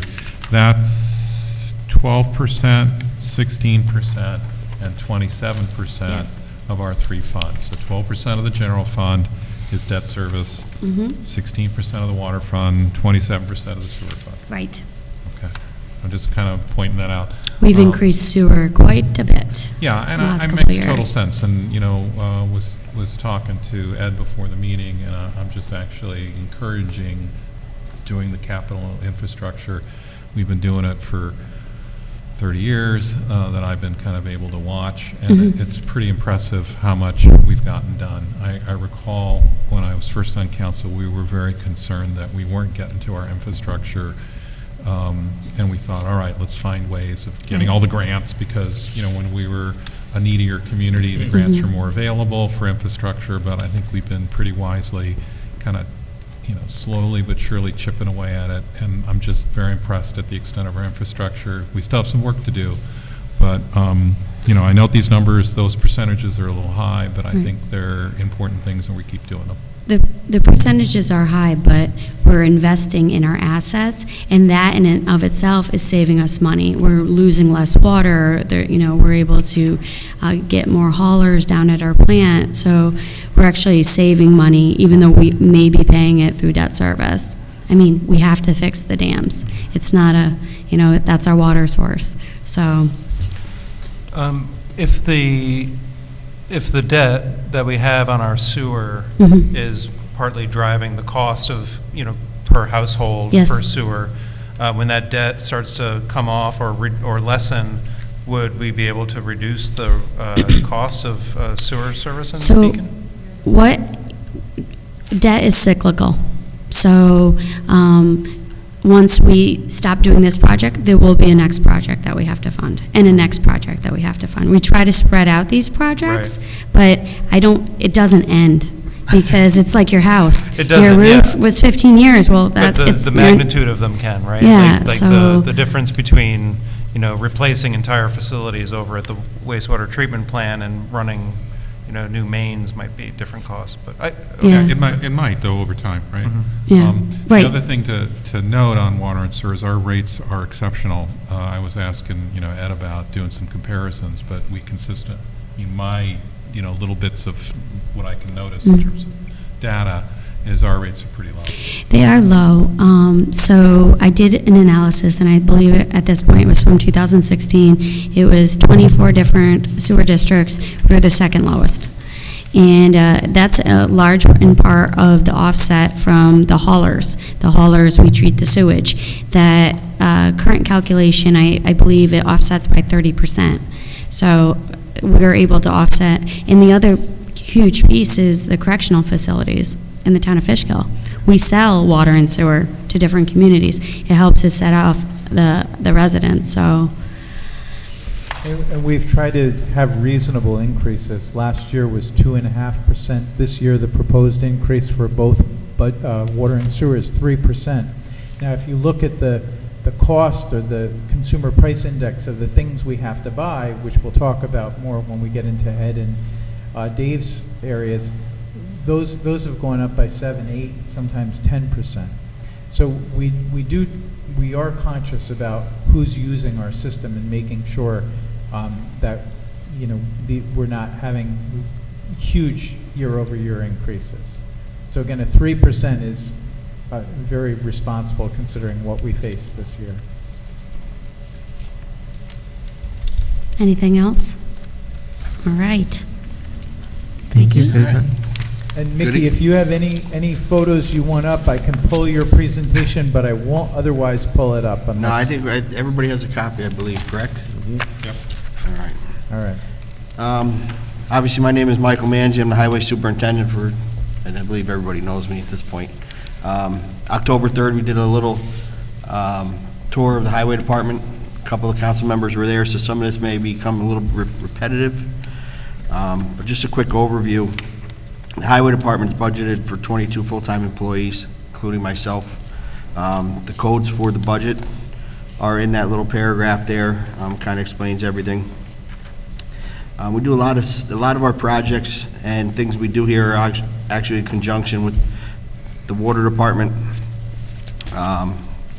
We typically hire a couple, maybe 4 or 5 seasonal employees throughout the course of the summer months. Typically, it's college students when they're home for college. We hire them for the summer. It typically carries over into the following year for them for a job. This year, we hired 3 new motor equipment operators, which replaced 2 retirees and 1 individual who resigned.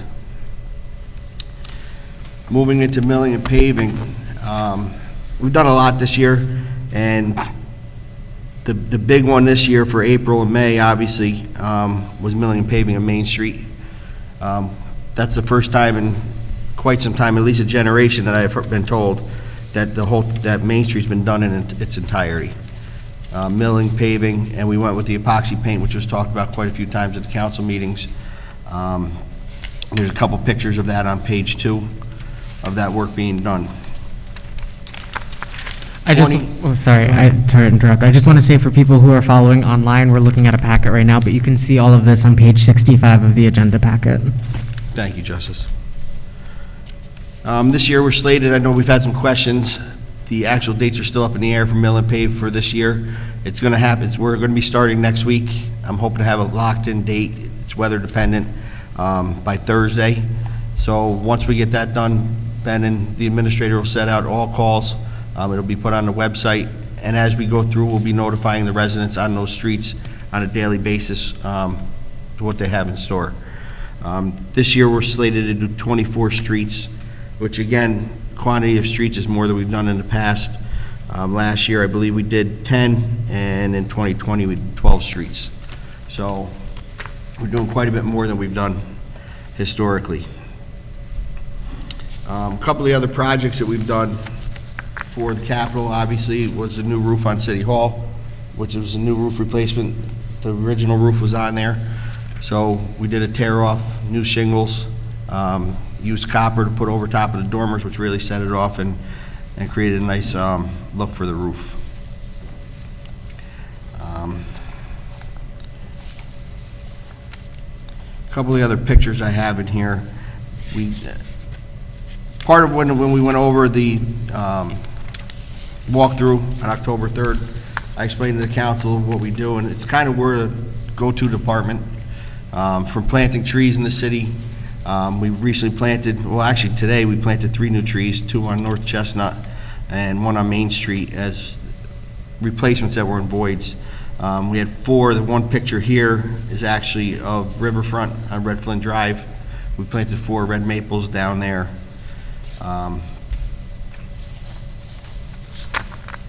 Have photos up on the screen for people to see. So there were dead trees along Red Flynn Drive, and we needed to take them down, and Mickey put 4 brand-new, beautiful trees down there. What they did was originally when Red Flynn Drive was reconstructed, or whenever they redid that road originally, they had them between the sidewalk and the road.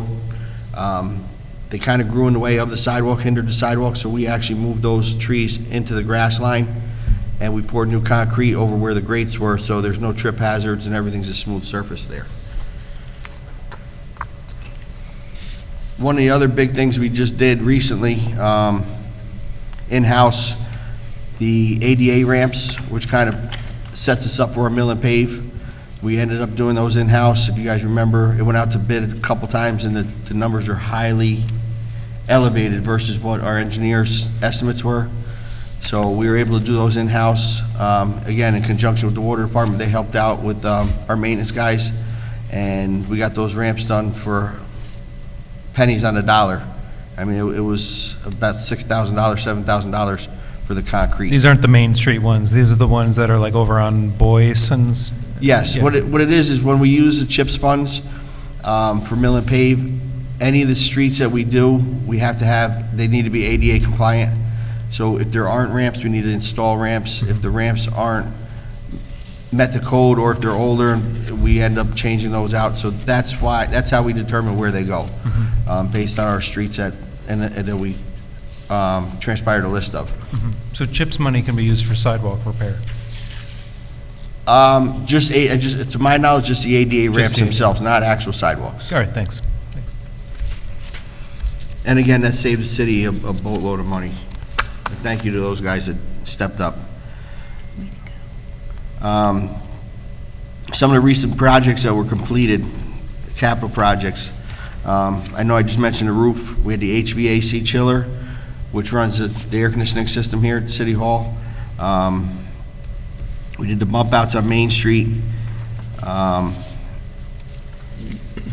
not going to steal Dave's thunder on the installation of his new hauler station. I'll leave that for him. Obviously, we did the new South Avenue sidewalk. That's completed this year. About a month ago, that was completed, 3 weeks ago. Teller Avenue, Fishkill Avenue are still in progress. Hoping to go out to bid soon, I would imagine, in anticipation of a springtime start. So that's been kind of in the works for a while. And then we'll just move forward on some future planning of capital projects, which we've done with the capital plan. We have everything kind of listed in there, which isn't here, obviously.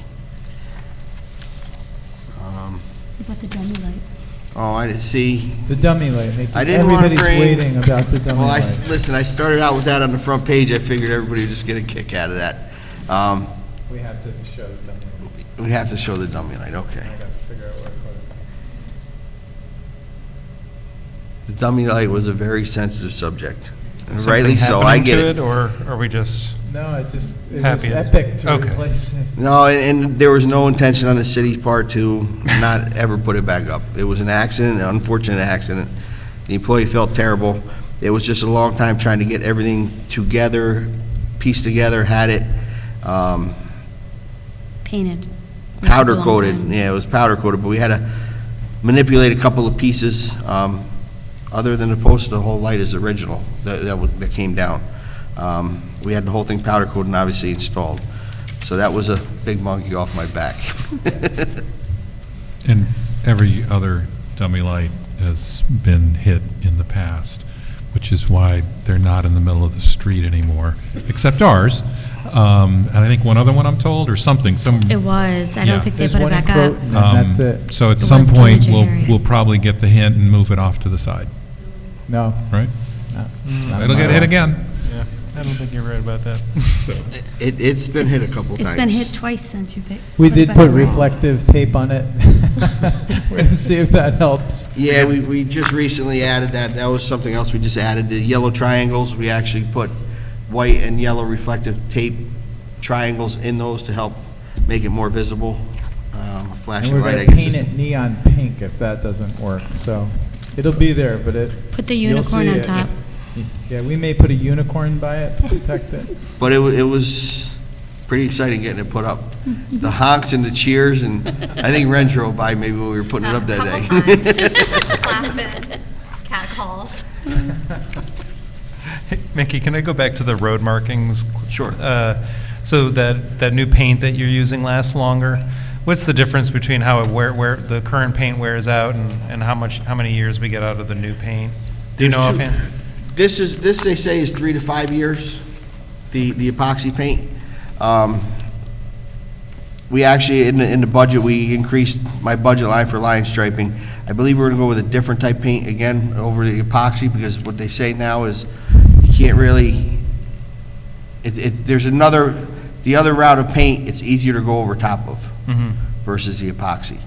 But it is the same cost, it's the same time frame as far as the longevity. Okay. So that's one of the increases in our budget was the line striping, and it was because of that. So it's 1 to 2 years versus 3 to 5. Gotcha.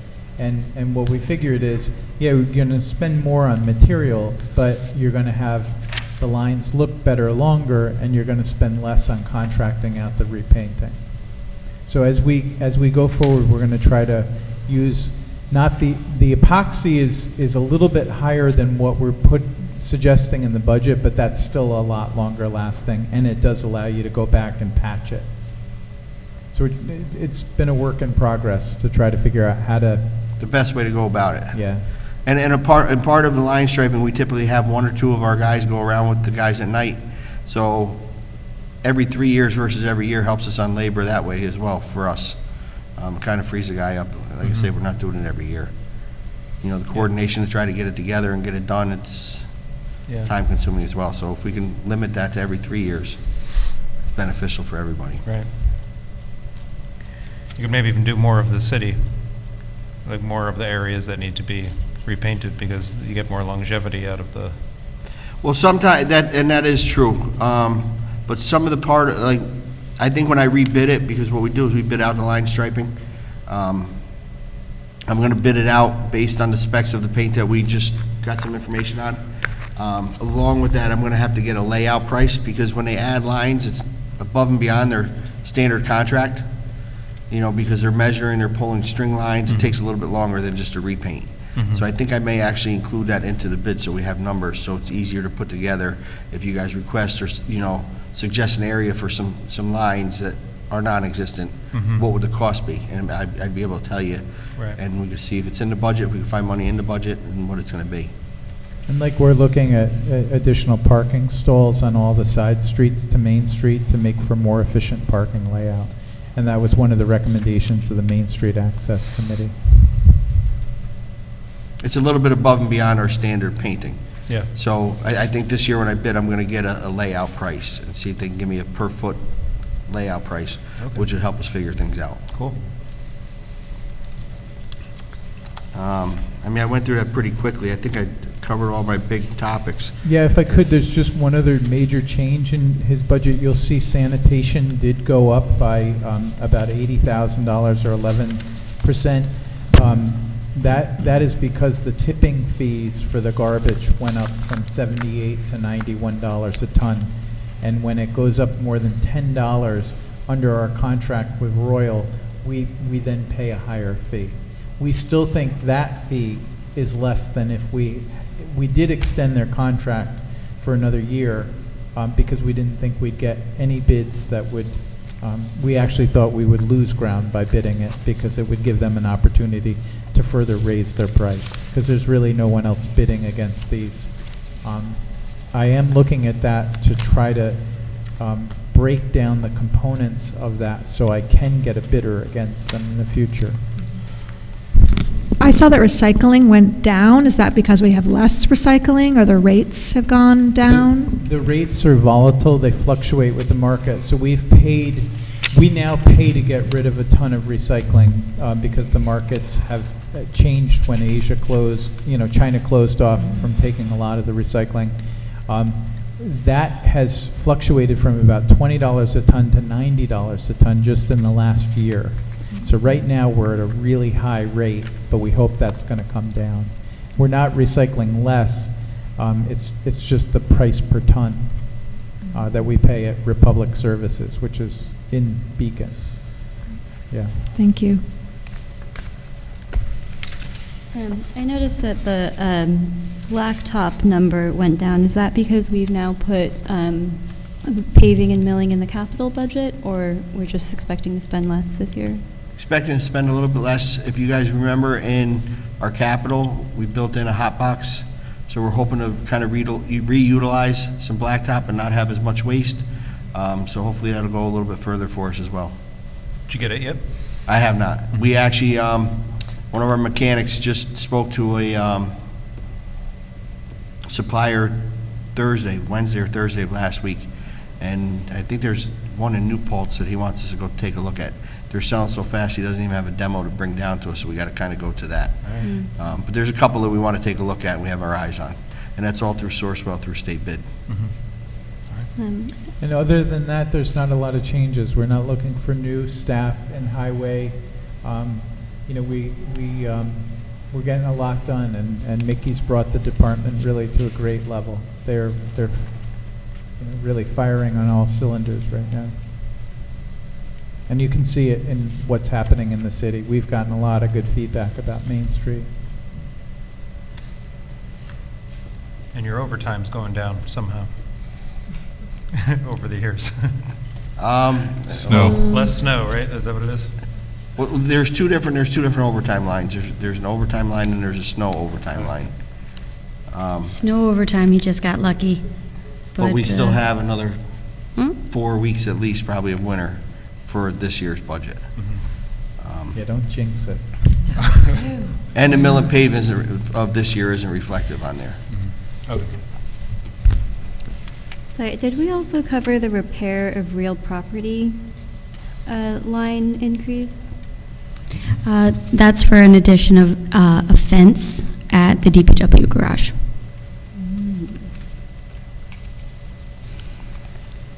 And I'm assuming our welding supplies went up because now we have a welder on staff. Yes. Very I think that's going to exciting. give us a lot more option and a lot more flexibility, so we're anticipating purchasing some more equipment and some more supplies. Yeah, we've been contracting that out, so this is another way to bring something in-house and save money. I'm also just curious, and this is a past thing I noticed in the budget, that our flowers and landscaping budget increased quite a bit between 2021 and 2022. Is there a particular project Okay, that was it's for? me. No, that was me. I mean, I You love were flowers and trees, landscaping. I was flowers and landscaping. Yeah, trying to spruce up some common areas, some mulch and actual flowers. Is that where you put the pollinator patches too? Yes, I believe Yep, that's and right. pollinator nice. patches. And trees. We put trees in every, like when we did the South Avenue sidewalk, you'll notice there's 2 beautiful new red maples there along the street. So, Just curious. we like our flowers. and The trees. preferred habitat of the Indiana bat, by the way, is a hickory shagbark, for future reference. You ever try to clean up those little nuts that those drop, though? Nope, nope, but the Mickey's Indiana mower- bats will get them. Duly noted.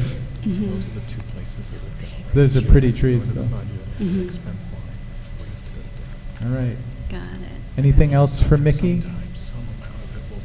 Thanks for everything, Mickey.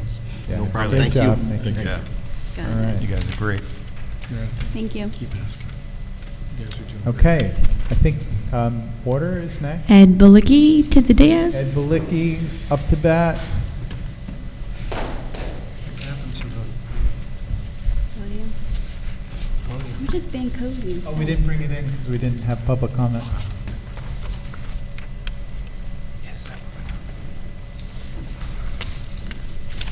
And then for people tuning in, Ed Balicki is Superintendent of Water and Sewers, so he not only has responsibility for taking care of the water filtration plant and all of the distribution networks, but he also takes care of the sanitary sewer, basically everything in the sewer outside of the wastewater treatment plant.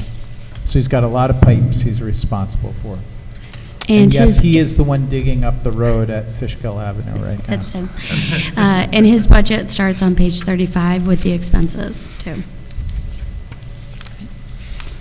Good evening, everyone. Thank you. Thank you for the opportunity for presenting the 2023 budget and going over some of the projects that we've undertaken in 2022. There's 11 staff, including myself, in the water and sewer department. We maintain the 3 reservoirs, and I'd like to thank those of you that were able to attend the opening of the pocket ceremony and touring Mount Beacon. And I believe there was a request to tour the other reservoirs as well, so hopefully we'll get that all scheduled and get everybody out there. So we maintain the 3 reservoirs, all the piping from the reservoirs to the water plant, all the piping from the water plant to distribution, and then all the, as Chris mentioned, the sanitary sewer, along with the pump stations that Most of our sewer system is gravity, which means that the flow flows downhill, but there's certain areas where flow is not able to happen and it has to pump uphill. That'll be discussed a little later on, as it's one of our capital projects I was going to bring up for going into 2023, as the new development of the West Main Street Pump Station in Forest, Maine. That's located just just before the entrance of the Metro North Pump Station, or Metro North train station, excuse me. So my first major budget item, which I wanted to bring up, was we were looking to add an additional employee to the department. It would be entry-level water and sewer maintenance helper. Recently this year, we had, every year, let me tell you that, every year we have what's called our sanitary survey. And this year, as part of the sanitary survey, which is conducted by the Department of Health, they brought in a couple of state officials, and they're looking at changing the survey into more of a report card and being graded. One of the big topics of discussion was succession planning and how to properly staff the department in the future for, oops. It's not you. Oh. Not sure what happened. Keep going, and I'll... Sorry about that. So probably staff the plant for future needs. Currently, right now, we have the required minimal staffing, but as stated in, I believe it's in my statement, to operate our plant, you need a 1A license, and that requires 10 years of experience. So to properly train somebody, prepare for future planning and succession planning, we would like to add an additional employee that would free up another employee more full-time to get his training under his belt, require his subsequent assistant license, which is considered a 2A, and then be able to progress to the future. The next big item, which is the US EPA has made revisions to the lead and copper rule, which the biggest thing that's affecting every municipality and water system in the country is that we have to create what's a service line inventory. So as you can imagine, all the service lines from the water mains to the house are all underground. So at this point, we have to create this inventory. We have been doing it internally, as when we go to meter complaints or when we visit a house for any instance, we always see if we can access the water meter, see the pipe material. We have to catalog the pipe material, and if there is lead in the system as part of the program, we have to develop a plan to replace the lead, regardless if it's owned by the city or owned by the property owner. So that's the biggest change. The inventory is due in 2024, so obviously we're starting it this year. There's a federal program now to replace those pipes, so I expect that the replacement of those pipes would be covered by the federal money. This was one of the president's initiatives, was to do away with lead service pipes. Our biggest issue is that we do not, as a city, we don't own the service lines. Right. So the property owner does, as part of the initiative. It's pretty common though, right? A lot of times, it's common, where most, I don't want to say most of it, it's common, there's a couple different ways of ownership.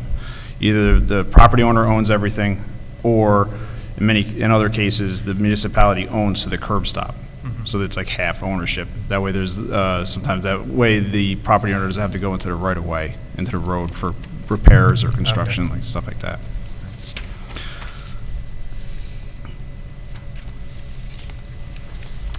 Next is in the water plant, for those of you that toured the facility, our turbidity meters, the current operating standard, which is the HOC units, are no longer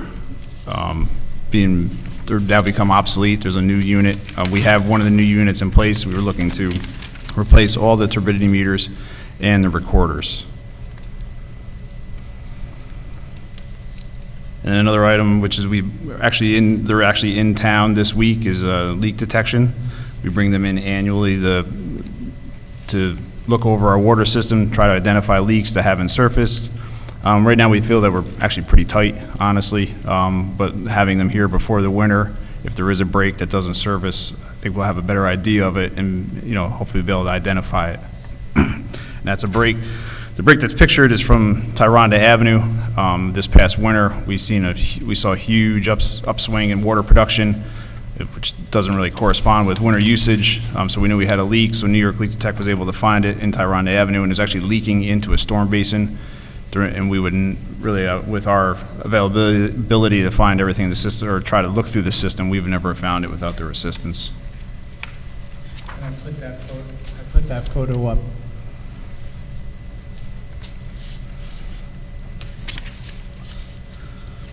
Another item is materials and supplies on the sanitary sewer side. I just wanted to, because we do have the 4 pump stations and the 50, roughly 50 miles of sewer mains. I wanted to show pictures of this electrical conduit that was broken at West Main Street or not West Main, Church Street Pump Station, apologize. And then I was able to take a snapshot from our sewer crawler camera. We actually do have a camera system that we're able to lower into our sanitary sewers as a robot and take video inspections of it. So we did Wesley Avenue after it had been a residential complaint. We wanted to identify it, see if there was a problem. Is it that flat area? Yes. Yep, and we were able to actually find what had been a buried manhole at one point. It didn't have any impact on that residential complaint, but we were able to identify a buried manhole that had been, when I say buried, it had been blacktop over, so. And as for budget line items, repair of equipment, I just want to, recently we did a water shutdown over on Boyce Street, where we had to replace some water valves. We have, in the department, we have a water truck that actually goes out and operates the valves. And we, typically, during a water main break, sometimes the valves are difficult to operate. We had an issue on Boyce Street where the valve had actually broken while trying to operate it. So we were able to we performed a shutdown, installed 2 new valves. So now if there is another water main break in that area, we have greater shutdown or capacity for a greater shutdown. And the same thing at Cargill Reservoir, one of the throttle valves had cracked in the valve pit, and we were able to shut down the reservoir and install a new operating valve for that reservoir.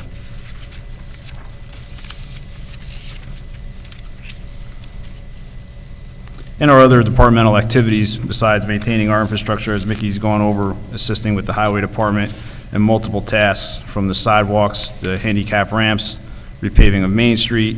This year, the staff took upon themselves to repair multiple water fountains at Memorial Park that hadn't been working for many years, along with some highway department personnel. Staff also identified a sinkhole that was in Willow Street, where the storm sewer had collapsed.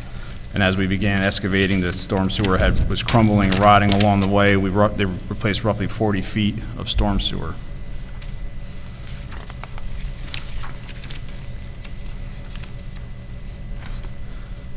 And just a brief, again, prior to the construction of the bid and rehab of Mount Beacon and Pocket, staff took the Pocket offline, we borrowed one of the highway department's excavators, went in and dredged the Pocket to remove sediment ahead of the contractor going in. It made less work for them, and actually increases some of the storage capacity of the reservoir. The silting that you see is from the water coming down the mountain from storm events, picks up bank run and captures in the Pocket.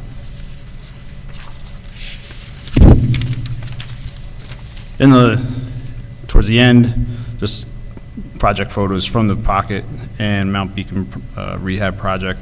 You'll see the upstream Pocket rehab rebar, the concrete being poured, and as many of you saw, the completed Pocket when we started filling. I know that a lot of people have seen, or maybe residents have been to the Mount Beacon. The buttresses, as part of that project, the buttresses are being removed, which is the angular portions of the front of the dam.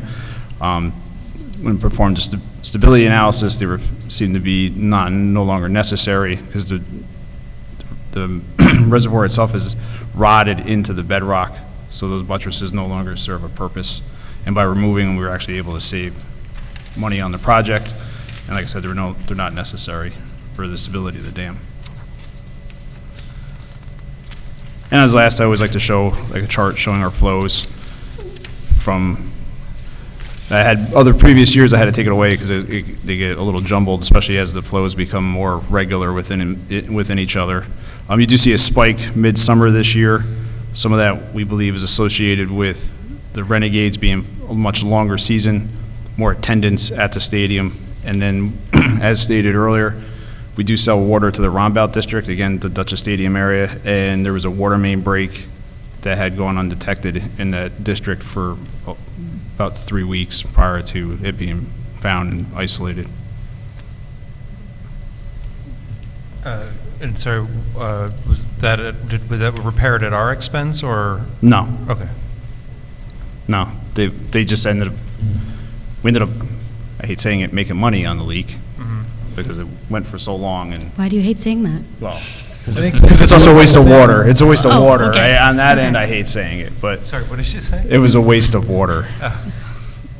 I asked, why does he hate saying that? He made money.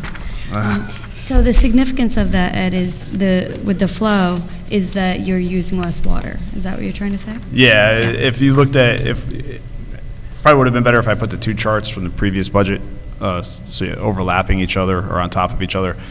We've significantly dropped daily usage since we've been on, from increasing our SCADA capacity, automating. There was operations that went on the plant every day manually just because we had to do it because the plant couldn't do it on its own. Bringing in New York Leak Detect and understanding, like, once the system is tight, and what I mean by tight is that we have minimal leaks, minimal lossage, that way we can identify what's uptick in usage from increased usage of Main Street, the restaurants being full, to what's an actual leak. So that's part of it. Like, again, and as bringing in like the capital program into that with our meter program that we have coming online, certain leaks will be identified even sooner. This past billing cycle, there was a significant leak at one of our larger users. With the newer meters and the newer program and reporting, they would have known, and we would have known in a much sooner area, instead of it becoming an argument over the bill, where it ended up being about a 70-gallon per minute leak, which equals 100,000 gallons a day that they were billed. And it was leaking into a drainage pond adjacent to the property. Was the 2020 flow related to the pandemic? It seems really minimal. Yes, Yeah. yes. Yeah, when we did that, George, there was a feeling that was what the case was going to be, and the seeing coming out of it. And you saw the uptick in 2021, and it stayed low, and then it peaked in the summer, and then started dropping off again in the winter, which became more of a normal usage. But I guess no one was showering during the pandemic. with the schools closed and the restaurants' activity was more takeout than sit-in, that really brought it in.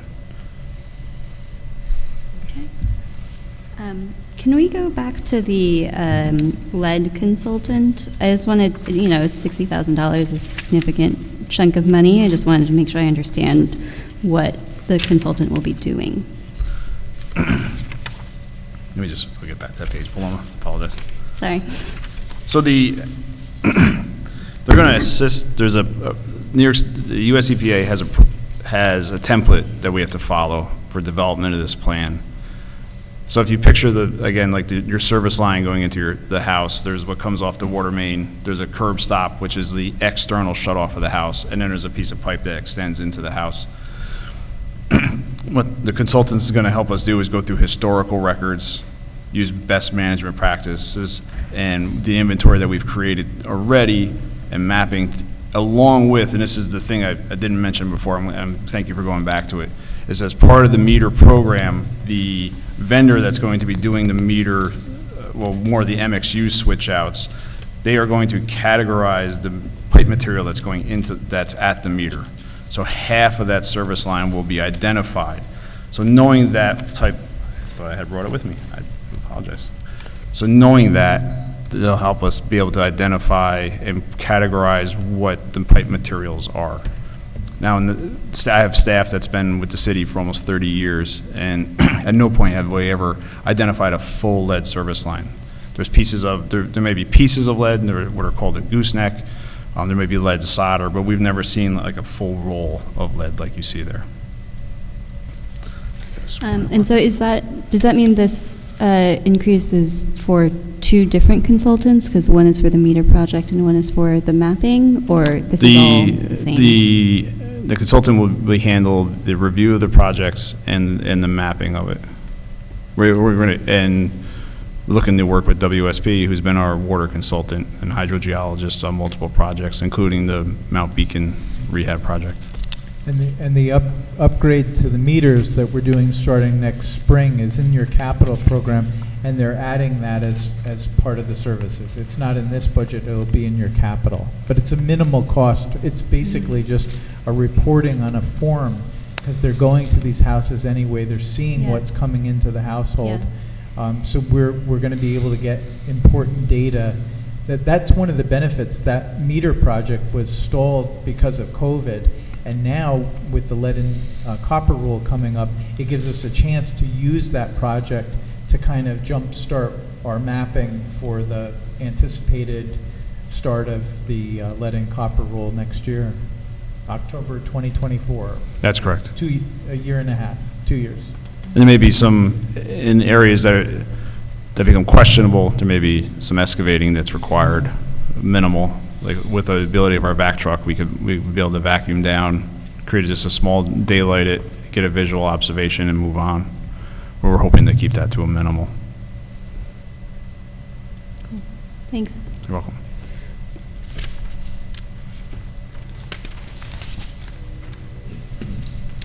Sorry, I'm getting used to wearing them all the time. Okay, great. And I also, Ed didn't tout how much they do with our other departments. In addition to helping with the curb ramps, his staff help with the Main Street rebuild that we did. They help with snow plowing when we really need them. Again, the departments don't really have these sharp edges. They help out whenever we need them at highway or other departments, and Ed often helps. And you'll hear that with wastewater too. They just did a project with highway. And that's one of the things I really appreciate about Ed and his department. They're just willing to step up on anything that needs to be done. I had a question about a couple of items. There's something under water administration, that's an administration fee to Jen that might be cut off in the budget, and I'm curious because it seems to have gone up, just kind of what it is first and why it's increasing. That's my contribution to generally City Hall. Contribution. It's his So tithe. my, We like so to my staff consider it a actually tithe. does the water sewer billing. It's So on that's, page and I'm 36. general fund. So what I have to do each year is there's certain things that are only being charged in the general fund, but a portion of their time is directly related to water and sewer. So there's a number of employees, including myself and Chris, a percentage of our salaries are allocated to water and sewer. The, insurance, it's not directly billed to water and sewer, it's billed in an overhead allocation. And that's what that is. There's also one in sewer, and there's an offsetting revenue in general. Okay. And it's going up because our salaries are going up, and therefore it's not necessarily more There's a number time? of different costs that go into there. You know, if Chris in general is working, if he's doing, when he was negotiating the hauler contracts, I allocated more of his salary to sewer because he was spending significant You're going to give my time. salary to the sewer? Yeah, yeah. All I right. allocated it. Can we use different words on that? Did it? I didn't take it away from you. After hours. But thank you, Dan. Thank you. So, Moving on. you know, insurance, there's also, you know, building costs. So if, you know, the billing and collection happens at City Hall. So it's, in all of the expenses for City Hall reside in the general fund, it's a chargeback. Great. And then another under water supply, water from other government something, I'm assuming. It kind of seems to fluctuate a lot, so I was curious to know what that was and Well, what's caused it to so- fluctuate. Go ahead, Ed, and That's then I'll the- say why I fixed it. That's where we purchased the water from the Village of Fishkill for the use of Well 8. Okay. So Ed would normally budget at the max amount that we could take from there, and I felt that was a little too much, so we reduced it. I'm hoping that with more water supply in our line, that we wouldn't use Well 8 as much. I would budget for the full 1 million gallons a day for 365 as a contingency, but we haven't used that.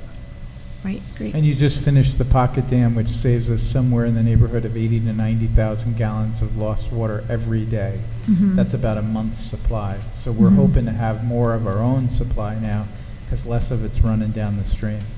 Great. We're not obligated to buy X amount from No. them? No. We're allowed to buy up to. Right. So you were budgeting that we could go to the max, and we're adjusting that amount. It's been, just for the record, it's been part of our water supply, and it's considered in our safe yield, so it's for what we can safely produce every day. So it's built, that water supply is built in, that purchase of that water is built into our water supply. Sorry, so we buy water from Fishkill and we sell. Different fish kills. Different fish kills. We buy it from the village and we sell it to the town. Okay. We buy raw water and we sell them clean water. You're the middleman. Yeah, what we- kind of business are we in?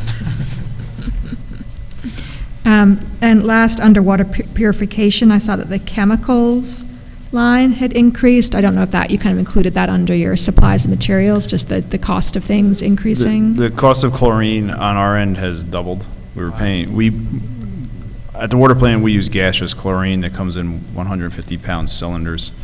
We were paying $350 a cylinder. It's over $700 now for one cylinder. We use almost 13,000 pounds a year. And then another chemical that we use on the raw water side is aluminum sulfate. It's a chemical that's used as a coagulant to grab particulate out of the water. That went up 50 cents a gallon, and there's only one distributor in the entire East Coast that you can purchase it from. Yes. So we've been watching that all summer, making sure that we have enough in supply. And you'll see later in our agenda, you have a budget amendment dealing with the chemicals for both water and wastewater. There was, on our end, there was a significant national shortage of chlorine. It was scary at times. When our supplier couldn't meet our demands, we had to find one that could. And luckily, the company that we're using, we had a relationship previously, and they could meet whatever our needs were. I could say not on our end, but there was another water system within Dutchess County that uses similar chlorine that we do, and they had one cylinder left on hand, which was equivalent to 2 days of disinfection.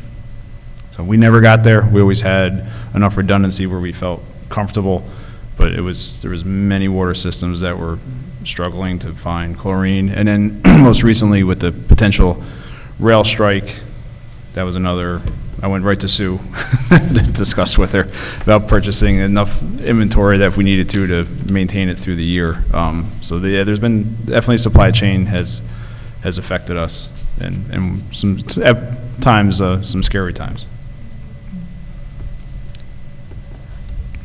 I'm curious what the water legal fees are used for. Is that bill collection or?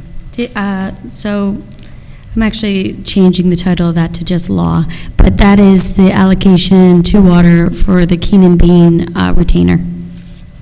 So like they recently did the dam project with Doyle. I'm sorry. And so the attorneys worked on that contract.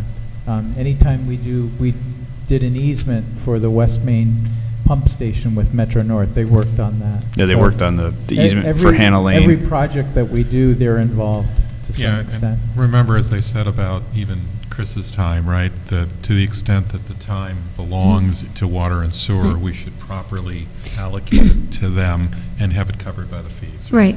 So some things are directly billed, so I'm able to just directly bill it to water and sewer. Some are just, they come in one bill. So it's easy enough to just put it in the overhead allocation. Yeah.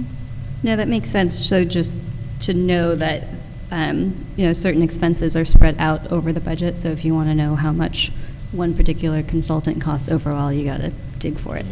You do, or you can just ask me. Or you could just ask. Yeah. Fair enough. And there was a question earlier about technology.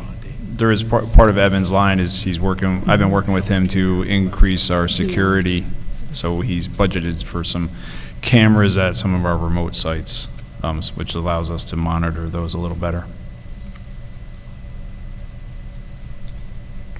I had one more small thing. It looked like to me, or maybe I was looking at the wrong thing, under the leak detection, that the amount actually went down from 15,000 to 12,000.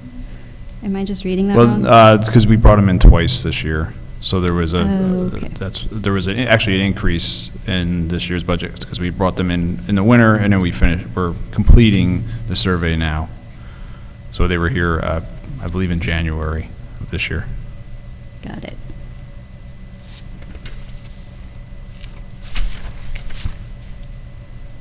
So that, the cost you see is split between the two visits. So they came in as more as an emergency call, and now they're here on a scheduled planned visit. So you'll see their trucks throughout the city. It says ground penetrating radar. They're here this week.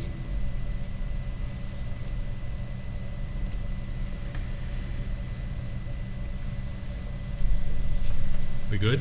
And just real quick, I glossed over real quickly. So on the capital side, coming up this year, we will have the West Main Street Pump Station and Force Main. As Chris mentioned, we negotiated an easement for the land just above the parking lot.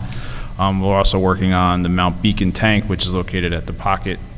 We began surveying the property this week, and move forward with engineering next year. And once Mount Beacon and Pocket are completed, we'll be hopefully going out to bid for the rehab of Melzinga Reservoir. So those projects will be on the And then forefront. the water meter upgrade. And then is water also meter under upgrade as well. Ed's Thank you. purview. Is the plan with the Pocket tank to move it, or to consider moving it, or that's not what's part of what's going on next year? The plan is to move it uphill a little bit, which will gain hopefully a few PSI, or make the tank taller, but to potentially move it uphill. Now, there is piping that's there, so there could be some conflict that's in the ground, and there is the overhead power line. So there is a couple of restrictions that we do have at the site, but the plan is to move it away from the creek bed and a little further uphill. There's what we call the laydown area, sorry if I wasn't speaking loud enough before, where we dredge the Pocket. There's a flat area where we put the material down and let it drain out, and then haul it to recycling. That area is kind of the most open area. That's kind of what we're looking at. And when we toured the Pocket that day, some people had parked there. That's kind of the area that we're looking at. Yeah, I think that I asked because I know there has been discussion, not related to the water department, but about a small parking lot there for hikers. So it sounds like that might be something in a couple years that we might have the actual, depending on the results of the survey and if we can move it, we might be able to do it. So at least people can turn around in there. And we plan to at least evaluate that. If there's any opportunity for it, we'll look to do that. But there are rules about having vehicles so close to. Right, to the, yes. Yeah. Again, maybe we deal with that by a heavy-duty guide rail that, prevents people from getting anywhere near it. And also, much like when we redid Fairview Tank, the 10 state standards require minimum security of fencing around our tanks, and that tank really has no fencing on it. So there'll be some fencing that will take place on the property as well. Mm-hmm. That would be great. I'm sure Ren's children will be disappointed. Are they the ones that drew? No. No. Makes a great sound. Just because I know that we also talked about on that trip protection of the watershed and Dry Brook. Is that the name? Yes. And potential ideas about how to effectively monitor who drives up and down that road. And, we're talking about the budget, and maybe this is totally off topic, but I know that we had potentially talked about once the construction phase was over, that would be the best time to start discussing monitoring that road. Is that still the idea? That's a long-term project. We just didn't want to tackle it with all of the traffic we're sending up there right now to work on Mount Beacon, and we got our fences all over the place. Again, there's a lot to unravel up there in terms of ownership, easements, police jurisdiction, the jurisdiction in which it's in the town of Fishkill, in the Hudson Highland Park. So it's a longer-term project that we will try to tackle at some point. Yeah, the answer is complicated. It's gonna be a lot of discussion and a lot of help to whatever the answer is. It's on the list, though. On the list. On the list.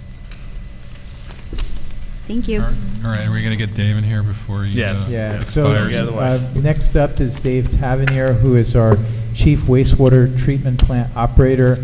And Dave picks up where Ed's pipes go into the wastewater treatment plant. And that's such a complicated technology that Dave basically oversees all of the activated sludge processes that we use to treat and disinfect our wastewater. And Dave, let me know if you want any of your photos popped up.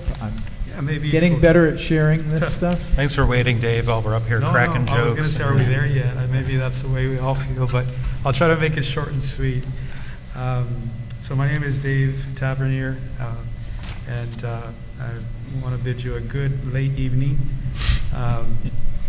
So we're in the business of cleaning water, and it's a great business. And every month, about 90 million gallons of water, clean water, go to the Hudson River, and about 500 tons of solids that then they go to a landfill. And those solids are tested for metals and other harmful chemicals, so that they're safe to put in a landfill.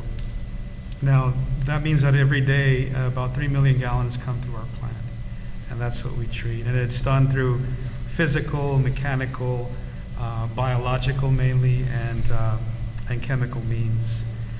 And just to give you an example of how we are stewards of the environment, we did a acute toxicity water test this year. It's every 5 years, and what they do is they take organisms like mysid, shrimp, sheep's head minnows, and they put them in our effluent, our treated water.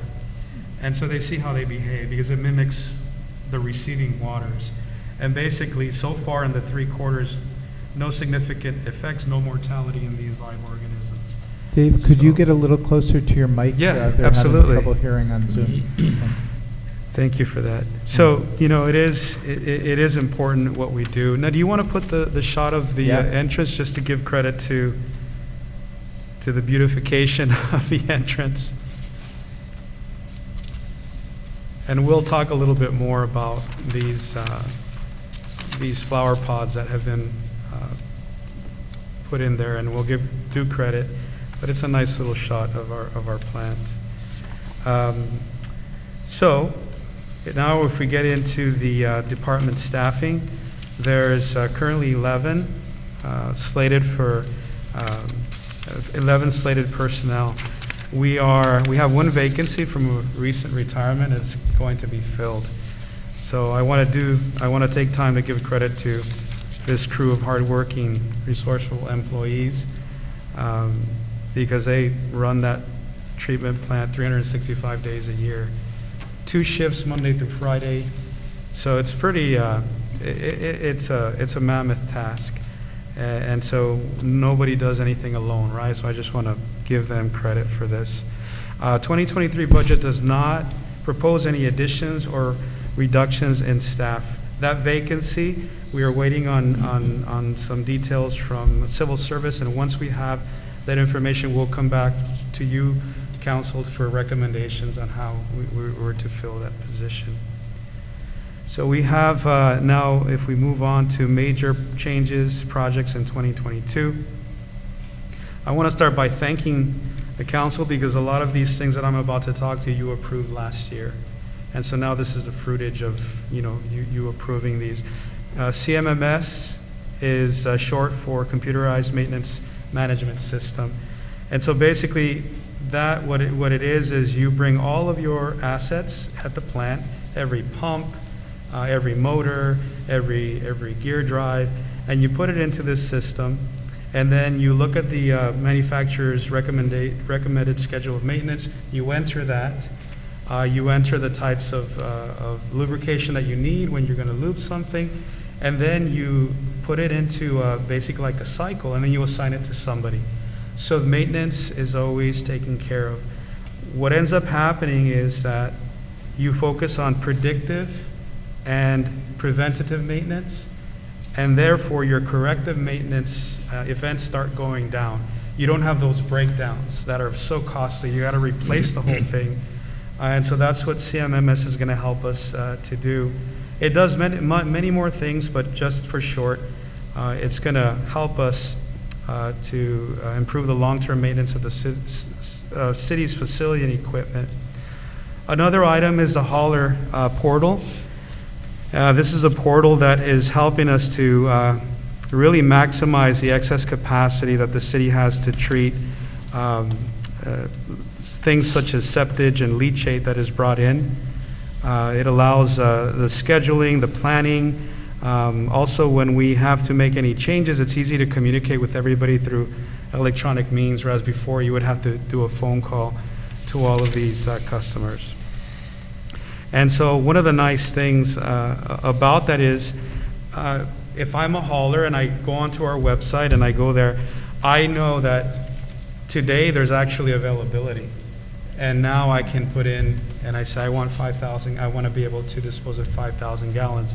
So what we've been seeing is that we're selling out our capacity every day, but you can see that you can capture it. And also we're able to create the reports for finances. How has it been since we've done that? Has that been a little bit of a help?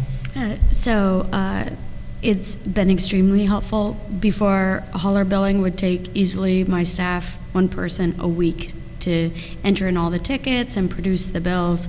She could probably get it done in 3 hours now. So it's reduced 40 hours a week in between phone calls and all that to 3.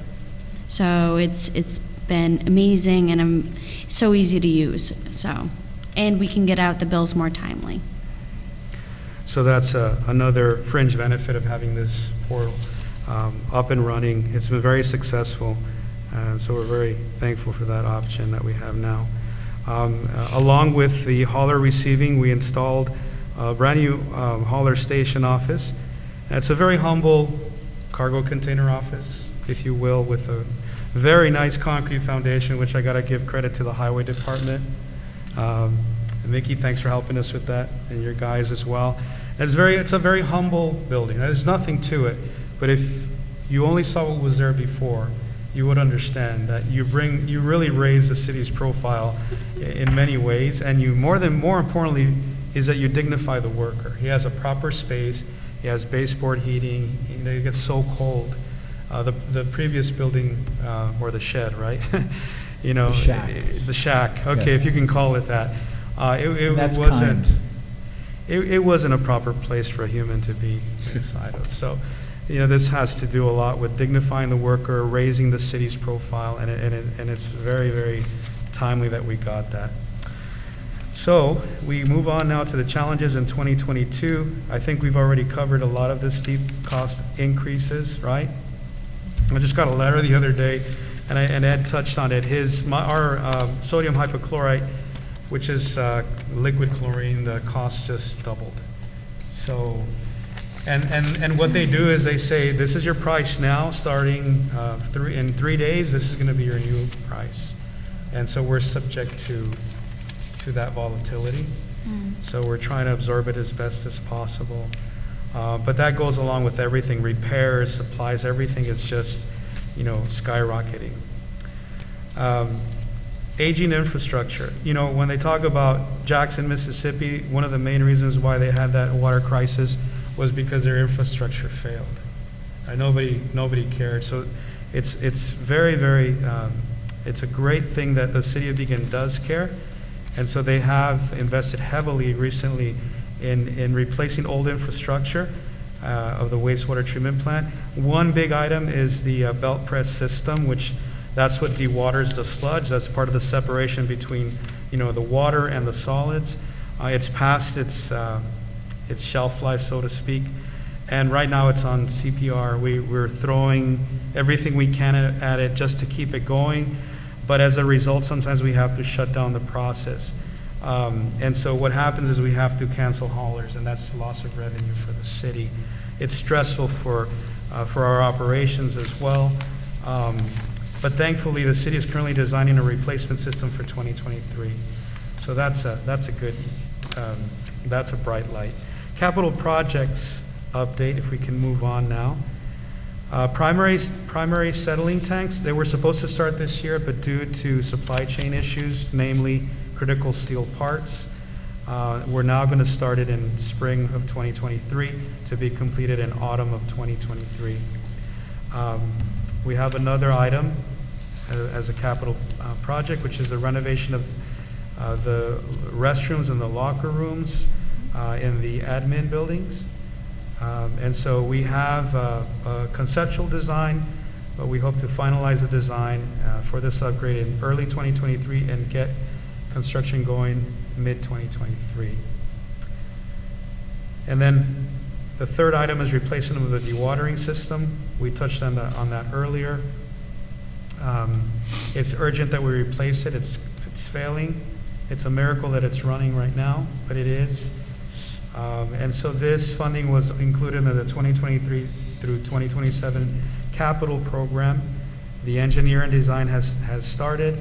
As a matter of fact, the kickstart we're going to have this Thursday for this upgrade for the dewatering system. The nice thing about it is that a major state infrastructure grant has been applied for. And so we're waiting to hear back, and we hope we can get it because it's a significant one. Moving on to major changes in proposed 2023 budget. I think you covered the electric, right? Mm-hmm. The electrical costs. Is there anything to add as far as wastewater? This is what I had here. No, it's No. the 10% it's the increase we 10%. did across the board. And then if we move on to repair of equipment, this is one that is necessary. The line item has been increased from $120,000 in 2022 to $210,000 in 2023. Now, why is this? Well, because there's a lot of old infrastructure that still needs to be replaced. As an example, we need to replace one pump that is 10 years old, and it's $16,000. We can't do it all at once, so we hold off, and then we plan for the next year. We keep it going, but then we have to address those issues. And there's a long list of items that we have to tackle in replacing our aging infrastructure. Then there's the correctional facility revenue. One of the department's revenue sources was the treatment of wastewater from downstate correctional facility. As you may know, it closed permanently in 2022. So the budget anticipates an overall reduction in revenues of approximately $124,000 annually, or 10% of revenue from correctional facilities. However, the city continues to provide service for the Fishkill Correctional Facility, and that has increased by 30%. And also the hauler revenues have also increased in 2021 due to renegotiations, bringing about $450,000 additional revenue every year. So that's a bright spot in these changing times. To end in a bright spot, we want to give credit to the green teens. I don't know if you're able to put those pictures. Hang on one moment, please. So the beautification of the wastewater treatment plant entrance was no small task. Sorry, Dave. Yeah, no worries. I'll give them the summary. So the departments There we go. partnered with the Recreation Department and the Green Teen Program. And so basically they transformed the entrance of the wastewater treatment plant admin building. They put in pollinator gardens, and it was a huge success. As a matter of fact, what I noticed is a whole ecosystem occurred. Butterflies, bees, birds, squirrels. They were there at the beginning and at the end when they wanted to take advantage of the sunflower seeds and eat them. So as the adage goes, if you build it, they will come. They certainly did come to the entrance of the wastewater plant. They stayed at the entrance. Give them credit for that. So thank you very much for your attention. If you have any questions.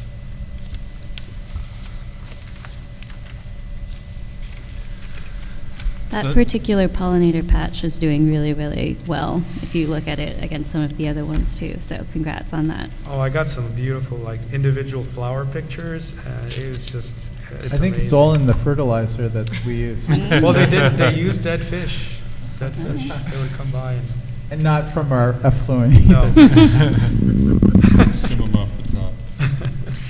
There's a line item under water pollution control that says carbon media. Looks like it's new for the 2023 budget. I wonder if you could say a couple words about what that is. Sure. So we have two systems of odor control. So in order to keep the neighbors, as good neighbors, we have to aspirate basically what is called a hydrogen sulfide that is formed in some of our tanks, and we have to run it through a carbon media. And what it does is it neutralizes those acids, and so then that noxious odor is neutralized. And so we have two systems in place. This year we replaced one of the carbon media on one of them. It was $36,000. We didn't want to do both of them, even though they both need it. So we spaced it out and we put it in the budget for next year. There's an actual for 2022, but we haven't paid for it yet. So waiting on that bill. Great, thank you. And longer term, we're actually seeing if there's a way to recharge these, where you send out the carbon and you have them burn off the compounds that have attached to it, and then you can reuse it. So we are exploring that too. Currently please go ahead. Is this also called char, or is that something else? I believe it's like, if I'm not mistaken, Ed, you may know, is it anthracite? Anthracite, the media, the carbon media. Yeah, it's different. It's pretty hard. I mean, if you were to grab like a handful of it, it's like rock. Yo, please go ahead.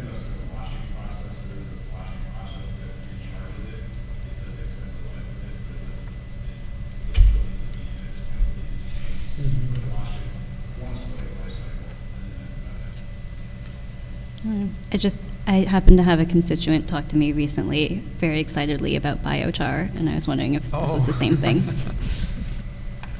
This might be a question more for Sue, but I know there's a fiscal agent fee. There was for the water department as well, and I was wondering what that is and how it gets allocated across departments. That is what I charge the bond counsel and the debt advisors to issue the debt.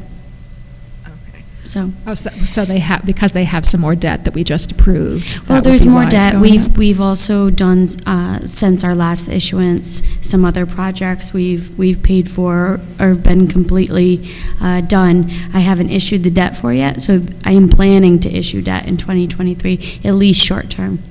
Okay. So that's that. All right, great, thanks. Mm-hmm. Please. No, you go ahead. Before I forget, I just want to thank the mayor for having gone down there and taken a tour of the plant, shown interest in that. And I think some of you also were able to go. Mm-hmm. Thank you very much. It means a lot to us. And Greg, that's his passion. Greg Post, I love just seeing how passionate. I just wanted to stay away, not steal his thunder. And he really appreciated it. He's like, what did they think about it? He kept that, what did they think? I said, I think they loved it. I absolutely loved it. I took videos. Thank you for expressing. I'm sure you'll be thrilled to hear it again. Sorry. No. I would take the tour again. I missed the tour, so I would definitely take the tour for the first time. I'd love to have children seeing it. Yes. Like the environmental program at the high school and others We touring. actually have taught, Paloma and I went and spoke to the participation in government class, and that's one of the things we're trying to arrange in the next year. Cool. One of the budget line items under materials and supplies seems like it went up from 4,000 to 24,000. Did we discuss that and I missed it? Materials and supplies, Yeah. you said? G8120416000. That's Ed's line, and that, I can tell you, he doesn't have to get up. It's the structures on Fishkill and Teller, and, yeah. So part of the sewer budget is the sewer treatment plant, which Dave administers. Another part of the sewer fund is the collection network, which Ed takes care of the pipes. Got it. Yeah.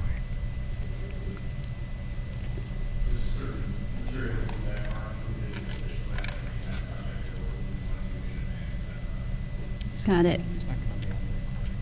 Yeah, so Ed said, he's off mic, that some of these costs had to do with things that we needed to pay for off of the Fishkill Hannah Lane sewer replacement project that we needed to do in advance of that project.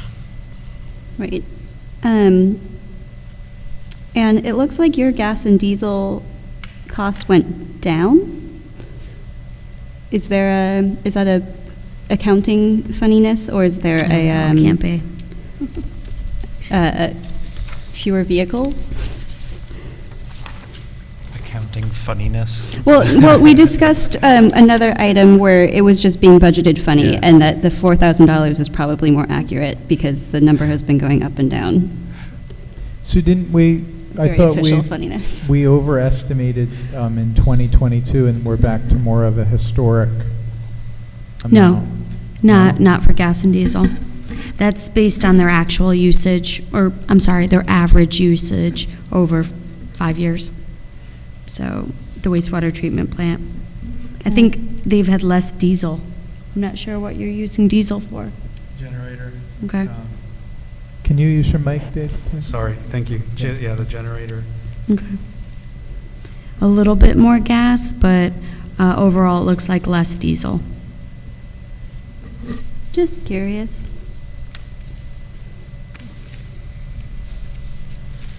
Yeah, and so last year's would have had another average in it, or be 4 years instead of the 5 years that I used this time. I skipped 2020 because that was just an anomaly.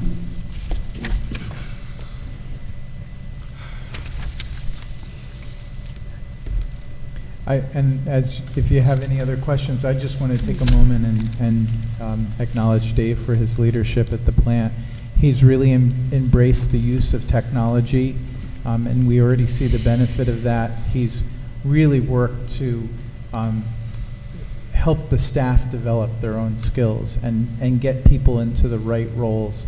And he's brought a new level of professionalism to the plant. The prior administrator was operator was only part-time, and there was just no way in those part-time hours that Charlie could do this amount of work. So in the just over a year that David's been here, 14 months, we've really had a great change at the plant.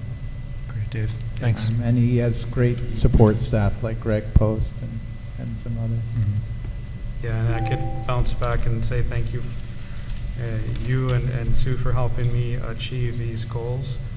I already thank the council because they initiated the approval, but it's nice to have that support and make these things happen. The goal is to make things better, in the end, to save the city money. It's not to spend the money and not get anything back in return. So thank you for that confidence in us we're trying to achieve, as well as having the workers enjoy working where they work. Dignify. There's always a stigma when you work at a wastewater plant. Everybody's like, oh, But the reality is that it's a very complicated process to take gray waters that come from, domestic, commercial, industrial, and then a pristine product goes out. It's like, how do you, it just doesn't go in one pipe and comes out the other way. So, I appreciate that. I'm trying to get them to understand that and feel good about where they work as I do. So, but thank you for that. I will share anecdotally, I know we were making a joke about effluent water, but my sister works in a water district out in Illinois, and she has made effluent beer, and it's pretty good. Wow. You're brave. Please warn us if you do that. Never knew Got no idea. A professional brewery did it. She didn't just do it at home. Yeah. Some cities are starting to actually use their effluent, of course, with quite a few more steps, but basically recirculating it back into the city. That's a tough sell. But, if you have no other option, if you're out in the desert, then you got to do what you got to do. Yeah, Greg mentioned that. And Mayor, we have just two very quick amendments at the end. Thank you. Thanks, you Dave. again. Thanks, Dave. Dave, Mickey, Ed, great job. Could you please go home? Thanks for sticking it out, Mickey. You really were. 9 o'clock, Main Street, right? Okay, thank you, sir. And then let's get Sue done. Thanks a lot. Night, y'all. Thank you. So we have two budget amendments tonight. The first one is for fire overtime. And unfortunately, they're not going to make their budget this year. We did put some money last year when we did the operating budget in contingency. We put in about $89,000 from what was requested from the fire department. We had put that in contingency. So due to it, we've had a couple workers' comp with the firefighters, and we just got our last firefighter on shift Waisaki just came on a week shift. ago. Yeah. A week ago. So with the fire department, each shift needs to be covered. So when you have one in the academy or one down, all of those shifts, 12-hour shifts each day, need to be covered with overtime. So we're requesting a $95,000 for the fire overtime to come from the contingency fund. As I mentioned, there was already $89,000 put in there at the beginning of the year. The second... and before we leave that point, I would just say in the budget for next year, we're proposing, and we'll talk about this in 2 weeks, we're proposing to hire a 17th firefighter. So we have 4 shifts of 4 people. And anytime somebody goes out, we have to go right to overtime. We want to hire a 17th person who can float amongst the shifts. So if somebody has an injury, we know they're going to be out for 4 weeks, we move them over to cover that shift. If we lose somebody, like we had a retirement in February of Mike Merritt, and then we hired a new firefighter at the end of, you approved them in February, but it took all these months for them to go through academy, do the Right. training, and get on shift. Right. So we're also trying to fill that gap that we seem to have. Right. The second budget amendment that we have, we spoke about quite a bit tonight, is the increase in chemicals. So we're seeing that Ed was very concerned multiple times this year with the shortage of supply, and because supply and demand, the prices have gone up. There's also, from what Dave tells me, it also fluctuates with the gas and oil market. Yeah, so Dave buys a polymer too that Right. stabilizes the sludge, and that's going crazy as well. Right. Dave has 3 chemicals he buys. Right. The hypochlorite, the polymer, and odor control thing. Right, right. So we're requesting for the water fund $30,000, and for the sewer fund $55,000, and both of them would come from the contingency in their respective funds. And some of this allows us to stockpile at the end of the year Right. if we have leftover, Right. and that's what we're trying to do. Okay. Thank you. Nice job, Sue. Thank you. Thanks. Yeah, thank You all you, set? Susan. Thanks for everything, Sue. All right. So my jam. next week, you'll be considering a resolution to set the public hearing for 2 weeks from that date. And then Sue will be back with fire, police, and recreation on the 24th. Okay. Oh, I have a question. When do we talk about like our city council budget? Like you brought the idea, we have 50,000, I think, for projects. Like at what point in the process? Is it already scheduled that we'll get into that? No, or- we could talk about that the next meeting. I Yeah, mean, why don't- unless, why we don't could talk about it now. Why don't we do those miscellaneous items on the 24th? Like, so we'll do the 3 presentations, and then why don't we open it up for anything that you're interested in going over? Okay. Like, we don't do the clerk's budget, we don't typically do building or. There's or much the smaller. The smaller lines. But any of that you have questions on, we can do it that meeting or the subsequent meeting. Okay, all right, Okay. great, thank you. Do we need a motion to adjourn? No, No? I don't think you do. It's for a workshop, right? Yeah. Workshop. I think, did you say next? Just go home. At 10 o'clock, I forget everything.